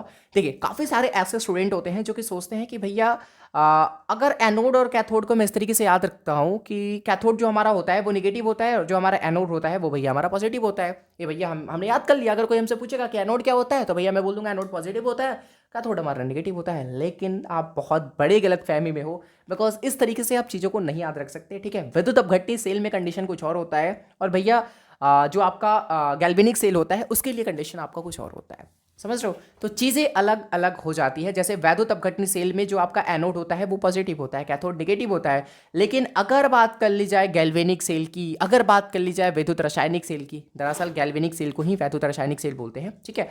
तो गैल्वेनिक सेल में जो आपका एनोड होता है ना बच्चा, वो हो जाता है नेगेटिव। क्या हो जाता है? नेगेटिव, यानी कि ऋणात्मक इलेक्ट्रोड होता है। तो ए वाला ऑप्शन आप सभी के सामने क्या हो जाएगा? बिल्कुल ही करेक्ट हो जाएगा। 22 नंबर क्वेश्चन क्या कहता है, चीजों को ध्यान से समझिएगा। यहां पे कुछ निर्देश हमें दिया गया है। क्या कह रहा है कि निम्नलिखित प्रश्न संख्या 22 से लेकर 24 तक के लिए एक अनुच्छेद दिया गया है, जो कि इतना भैया 3 पैराग्राफ में है, आई थिंक 3 नहीं 2.5 पैराग्राफ में है। इसे आपको पढ़ना है और पढ़ने के बाद ध्यानपूर्वक उत्तर आपको सबसे पहले ध्यानपूर्वक आपको पढ़ना है, उसके बाद आपको उत्तर देना है। आइए हम लोग इसे पढ़ते हैं। फ्यूज सेल एक वैद्युत सेल है। क्या है? एक फ्यूज सेल आपका वैद्युत सेल है जिसमें रासायनिक ऊर्जा को हम लोग कन्वर्ट कर सकते हैं विद्युत ऊर्जा के रूप में, ठीक है। ओके, उसमें उत्तम फ्यूल सेल जो कि आपका H2O2 फ्यूल सेल है, जिसे बेकेन सेल कहा जाता है। इसका उपयोग हम लोग अपोलो मिशन वैद्युत शक्ति के रूप में किया जाता है। यह फ्यूल जो होता है, यह जो फ्यूल सेल है वो प्रदूषण मुक्त है, राइट। ओके, अब आइए हम लोग क्वेश्चन को देखते हैं, बिकॉज उतना ज़्यादा हम लोग पढ़ने में टाइम वेस्ट नहीं करेंगे। चीज़ों को ध्यान से समझिएगा। क्वेश्चन क्या कहता है कि अपोलो मिशन में कौन सा सेल का हम लोग उपयोग करते हैं। तो यहाँ पे आपने देखा कि भैया अपोलो मिशन में हम लोग बेसेन सेल का उपयोग करते हैं, राइट। यहाँ पे लिखा हुआ है क्लियर क्लियर, आप सभी पढ़ सकते हो कि भैया किधर गया किधर गया किधर गया, 1 सेकेंड, हाँ ठीक है, जिसे बेसन सेल कहा जाता है, इससे उत्तम फ्यूल सेल, ठीक है, जिसे हम लोग क्या कहते हैं? बेकेन सेल कहते हैं। ओके जी, तो अपोलो मिशन में माफ़ करना है, चीज़ें ऐसे क्यों हो रही, 1 सेकेंड रुकना, ठीक है। तो भैया अपोलो मिशन सेल में हम लोग किस सेल का यूज़ करते हैं? वो भैया हम लोग यूज़ करते हैं बेकेन सेल का, ठीक है, बेकेन सेल का, जो कि आपका ऑप्शन नंबर डी है, करेक्ट। चलिए जी, नेक्स्ट क्वेश्चन है आप सभी के सामने। अपोलो मिशन में प्रयुक्त फ्यूज सेल में उपयोग जो आपका ईंधन होता है, अभी आपने देखा कि भैया हाइड्रोजन और ऑक्सीजन होता है, राइट, उनके भी सिंगल बंद होता है। तो बी वाला ऑप्शन करेक्ट हो जाएगा आप सभी के सामने। 24 नंबर क्वेश्चन कहता है आप सभी के सामने क्या कि माफ करना मुझे, ठीक है, 1 सेकेंड, ओके। स्पेस में फ्यूल सेल को दूसरी शक्ति उत्पादक की तुलना में भैया इसे हम लोग श्रेष्ठ माना गया है, क्योंकि इसकी जो दक्षता होती है वो उच्च होती है भैया, प्रदूषण मुक्त होता है, आपने अभी ऊपर देखा, कम भार होती है। इनकी सभी कारणों से, ठीक है भैया, हम लोग क्या करते हैं? स्पेस में फ्यूल सेल को दूसरे शक्ति उत्पादक के अपेक्षा इसको हम लोग ज्यादा श्रेष्ठ मानते हैं। तो डी वाला ऑप्शन आप सभी के सामने क्या हो जाएगा? 110% करेक्ट हो जाएगा। नेक्स्ट क्वेश्चन है 25 नंबर, ठीक है। 25 नंबर क्वेश्चन क्या कहता है कि संक्षारण, जिसे इंग्लिश में हम लोग कोरिजन कहते हैं, इसको प्रभावित करने वाले मुख्य कारण कौन से हैं? धातु की विद्युत रासायनिक श्रेणी में स्थान, बिल्कुल। CO2 की जल में उपस्थिति, हाँ जी। धातु में उपस्थित अशुद्धियां, उसके बाद है प्रोटेक्टिव कोटिंग। देखिए एक चीज मैं आपको बताता हूं, ये जो प्रोटेक्टिव कोटिंग होता है, इसके करने से जो संक्षारण होती है वो घटती है, ना कि बढ़ती है। लेकिन क्वेश्चन कह रहा है कि प्रभावित, प्रभावित कहने का मतलब कि हाँ भैया बढ़ भी सकता है घट भी सकता है, दैट मीन्स कि वो चीज प्रभावित तो कर रही है ना एक्चुअल में। तो भैया संक्षारण पे भी प्रभावित करता है, ठीक है, प्रभावित करता है। ओके, अकॉर्डिंग टू क्वेश्चन आपका डी वाला ऑप्शन भी होना चाहिए, ठीक है। तो एक काम करो, ऑप्शन ई नाम का एक ऑप्शन बना लो और यहाँ पे डाल दो ऑल ऑफ अबव, ठीक है, ये वाला ऑप्शन करेक्ट हो जाएगा, ठीक है जी। चलिए 25 नंबर क्वेश्चन क्या कहता है कि निम्नलिखित में कौन द्वितीयक सेल है? अब भैया द्वितीयक सेल का मतलब समझो। द्वितीयक सेल का ये मतलब होता है कि सेकेंडरी सेल, ठीक है, इंग्लिश में उसे सेकेंडरी सेल कहते हैं। और भैया वैसा सेल जिसे हम लोग क्या कर सके? रिचार्ज कर सके। दैट मीन्स कि अगर आपने एक बार यूज कर लिया उसको, तो वापस से आप उसे क्या करो? चार्ज कर सको, और चार्ज करके वापस से आप अपने यूज में उसे ला सको। यानी कि जो द्वितीयक सेल होते हैं ये चार्जेबल होते हैं, समझ रहे हो? जैसे कि फोन का बैटरी आपका हो गया, ठीक है, एक बार खत्म हो गया, आपका 0% बंद हो जाता है, फोन फेंक देते हो क्या? नहीं। लेकिन टॉर्च का बैटरी देख लो, टीवी का जो रिमोट होता है उसका बैटरी देख लो, एक बार यूज किया खत्म हो गया, वो उसे हम वापस से चार्ज नहीं कर सकते, उसे फेंकना ही पड़ता है, समझ रहे हो? लेकिन फोन का, आपका फोन बंद हो गया, फोन चार्ज नहीं है, फोन को फेंक देते हो क्या? नहीं, उसे क्या करते हो? चार्ज करते हो। तो जो रिचार्जेबल बैटरी होती है वही आपका द्वितीयक सेल कहलाता है। तो यहाँ पे आपके सामने ऑप्शन में जो लेड स्टोरेज बैटरी है ये आपका एक द्वितीयक सेल है। तो भैया बी वाला ऑप्शन आप सभी के सामने क्या हो जाएगा? बिल्कुल ही करेक्ट हो जाएगा। नेक्स्ट क्वेश्चन है भैया 27 नंबर, 1 सेकेंड, ये चीजें ऐसे क्यों हो रही, मुझे समझ में नहीं आ रही चीजें, ठीक है। 27 नंबर क्वेश्चन क्या कहता है? एक न्यूमेरिकल है आपके सामने, काफी अच्छा सा और काफी मजा आने वाला है इसको सोल्व करने में। भैया एक अर्धशेल अभिक्रिया के लिए स्टैंडर्ड मानक इलेक्ट्रोड विभव आपको फाइंड करना है, ठीक है। आपको दे रखा है भैया यहाँ पे एक सेल इक्वेशन, राइट। क्या दे रखा है? Cell equation. चीज़ों को ध्यान से समझिए, काफ़ी ही ज़्यादा मजा आने वाला है। देखिए सेल अभिक्रिया दिया गया है, ठीक है। क्या किया है? सेल अभिक्रिया आपको दिया गया है और आपको फाइंड करना है मानक, क्या फाइंड करना है जी? स्टैंडर्ड इलेक्ट्रोड पोटेंशियल यानी कि मानक इलेक्ट्रोड विभव, ठीक है। हमें क्या फाइंड करना है? Standard electrode potential. स्टैंडर्ड मैं इंग्लिश में लिख लेता हूँ, स्टैंडर्ड इलेक्ट्रोड पोटेंशियल हमें क्या करना है? फाइंड करना है। अब भैया देख रहे हो कि जो आपका Zn है वो Zn2 प्लस इस तरीके से चीजें हो रही है, मतलब जो आपका Zn है वो आपका टूट रहा है Zn2 प्लस में, यानी कि ये जो हो रही है चीजें वो हो रही है ऑक्सीडेशन, राइट। ऑक्सीडेशन। और यहाँ पे चीज़ें गलत हुई, ठीक है। यहाँ पे चीज़ें गलत है, यहाँ पे ये चीज़ें नहीं होनी चाहिए थी, यहाँ होना चाहिए था कि जो आपका Fe2 प्लस है वो भैया Fe2 प्लस और यहाँ से 2 इलेक्ट्रॉन निकला और फाइनली हमारा तौर पे बन गया क्या? फाइनल तौर पे बन गया हमारा Fe, ठीक है। क्या बन गया? Fe solid. और भैया यहाँ पे देख रहे हो यहाँ पे हो रही है रिडक्शन। क्या हो रही है? रिडक्शन। अब भैया जो आपका ऑक्सीडेशन होता है आपको पता है कि एनोड पर होता है, जो रिडक्शन होता है वो भैया होता है कैथोड पर, ठीक है, कैथोड पर। और यहाँ पे आप सभी देख रहे हो कि इसका जो मानक अपचयन विभव है, ठीक है। अच्छा ये चीजें क्या है? ऑक्सीडेशन है ना, तो मानक उपचयन विभव दे रखा है और भैया इसका मानक अपचयन विभव दे रखा है, ठीक है। अब चीजों को आइए ध्यान से समझते हैं। अगर आपको स्टैंडर्ड इलेक्ट्रोड पोटेंशियल को फाइंड करना है तो उसके लिए आप सभी क्या करने वाले हो? तो एक फॉर्मूला होता है कि भैया पूरा सेल का, ठीक है, पूरा सेल का अगर आपको स्टैंडर्ड इलेक्ट्रोड पोटेंशियल फाइंड करना है तो भैया क्या कर दो, जो कैथोड द्वारा है, कैथोड, ठीक है, कैथोड का क्या कर लो, कैथोड का जो आपका अपचयन विभव है, ठीक है, उससे घटा दो, क्या कर लो, उससे घटा दो आप मानक उपचायक विभव, यानी कि जो आपका स्टैंडर्ड उपचायक विभव है जो कि आपका एनोड के द्वारा होता है, ठीक है। तो क्या कर लो, इसे घटा दो एनोड को। ओके, अब चीज़ें आपके सामने दे रखी है भैया। इसका दे रखा है आपका कैथोड के कारण आपका क्या दे रखा है? प्लस का 0.41 वोल्ट, ठीक है। घटा दो आप, क्या घटाओगे? तो 0.76, ठीक है। ये आपका प्लस में है तो प्लस माइनस माइनस हो जाएगी चीज़ें। अब भैया जैसे ही घटाओगे तो आपको पता चलेगा कि माइनस का 0.35 वोल्ट आपको क्या होगा? आंसर आपका आ जाएगा, यानी कि इस पूरे सेल का जो स्टैंडर्ड इलेक्ट्रोड पोटेंशियल होगा वो होगा माइनस का 0.35, जो कि आपकी ऑप्शन नंबर ए में है, राइट। चलिए जी, नेक्स्ट क्वेश्चन है आप सभी के सामने 28 नंबर क्या क्वेश्चन क्या कहता है कि जब लेड संचय सेल को चार्ज किया जाता है तो निम्नलिखित में क्या होता है? लेड डाइऑक्साइड घुलता है, H2SO4 पुनः उत्पन्न होता है, लेड इलेक्ट्रोड के ऊपर लेड सल्फेट का परत जम जाता है, या फिर गंधक का माल संद्रन घट जाता है। देखिए क्या होता है जब आप लेड संचय सेल को आप चार्ज करते हो, ठीक है, जब लेड संचय सेल को आप क्या करते हो जी? चार्ज करते हो, तो जो आपका H2SO4 होता है वो भैया पुनः उत्पन्न हो जाता है। तो बी वाला ऑप्शन आप सभी के सामने क्या हो जाएगा?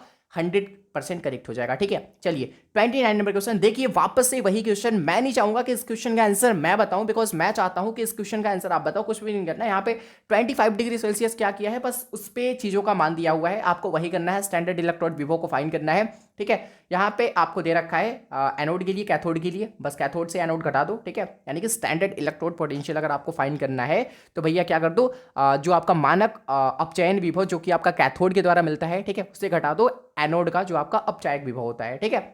तो चीज़ें आपकी मिल जाएगी और करके देख लेना। इसका जवाब प्लीज आपसे में मुझे कमेंट में बताना, ठीक है। चलिए जी, आखिरी क्वेश्चन 13 नंबर क्वेश्चन क्या कहता है कि विद्युत अपघटन में जो ऑक्सीकरण होता है, ये चीज मैंने आपको बताया था कि आप चिन्ह के आधार पे, पॉजिटिव निगेटिव के आधार पे चीजों को याद नहीं रख सकते कि भैया कौन एनोड है कौन कैथोड। हमेशा याद रखना इस तरीके से कि जो आपका एनोड होता है उस पर हमेशा ऑक्सीकरण होता है, उस पर हमेशा क्या होता है?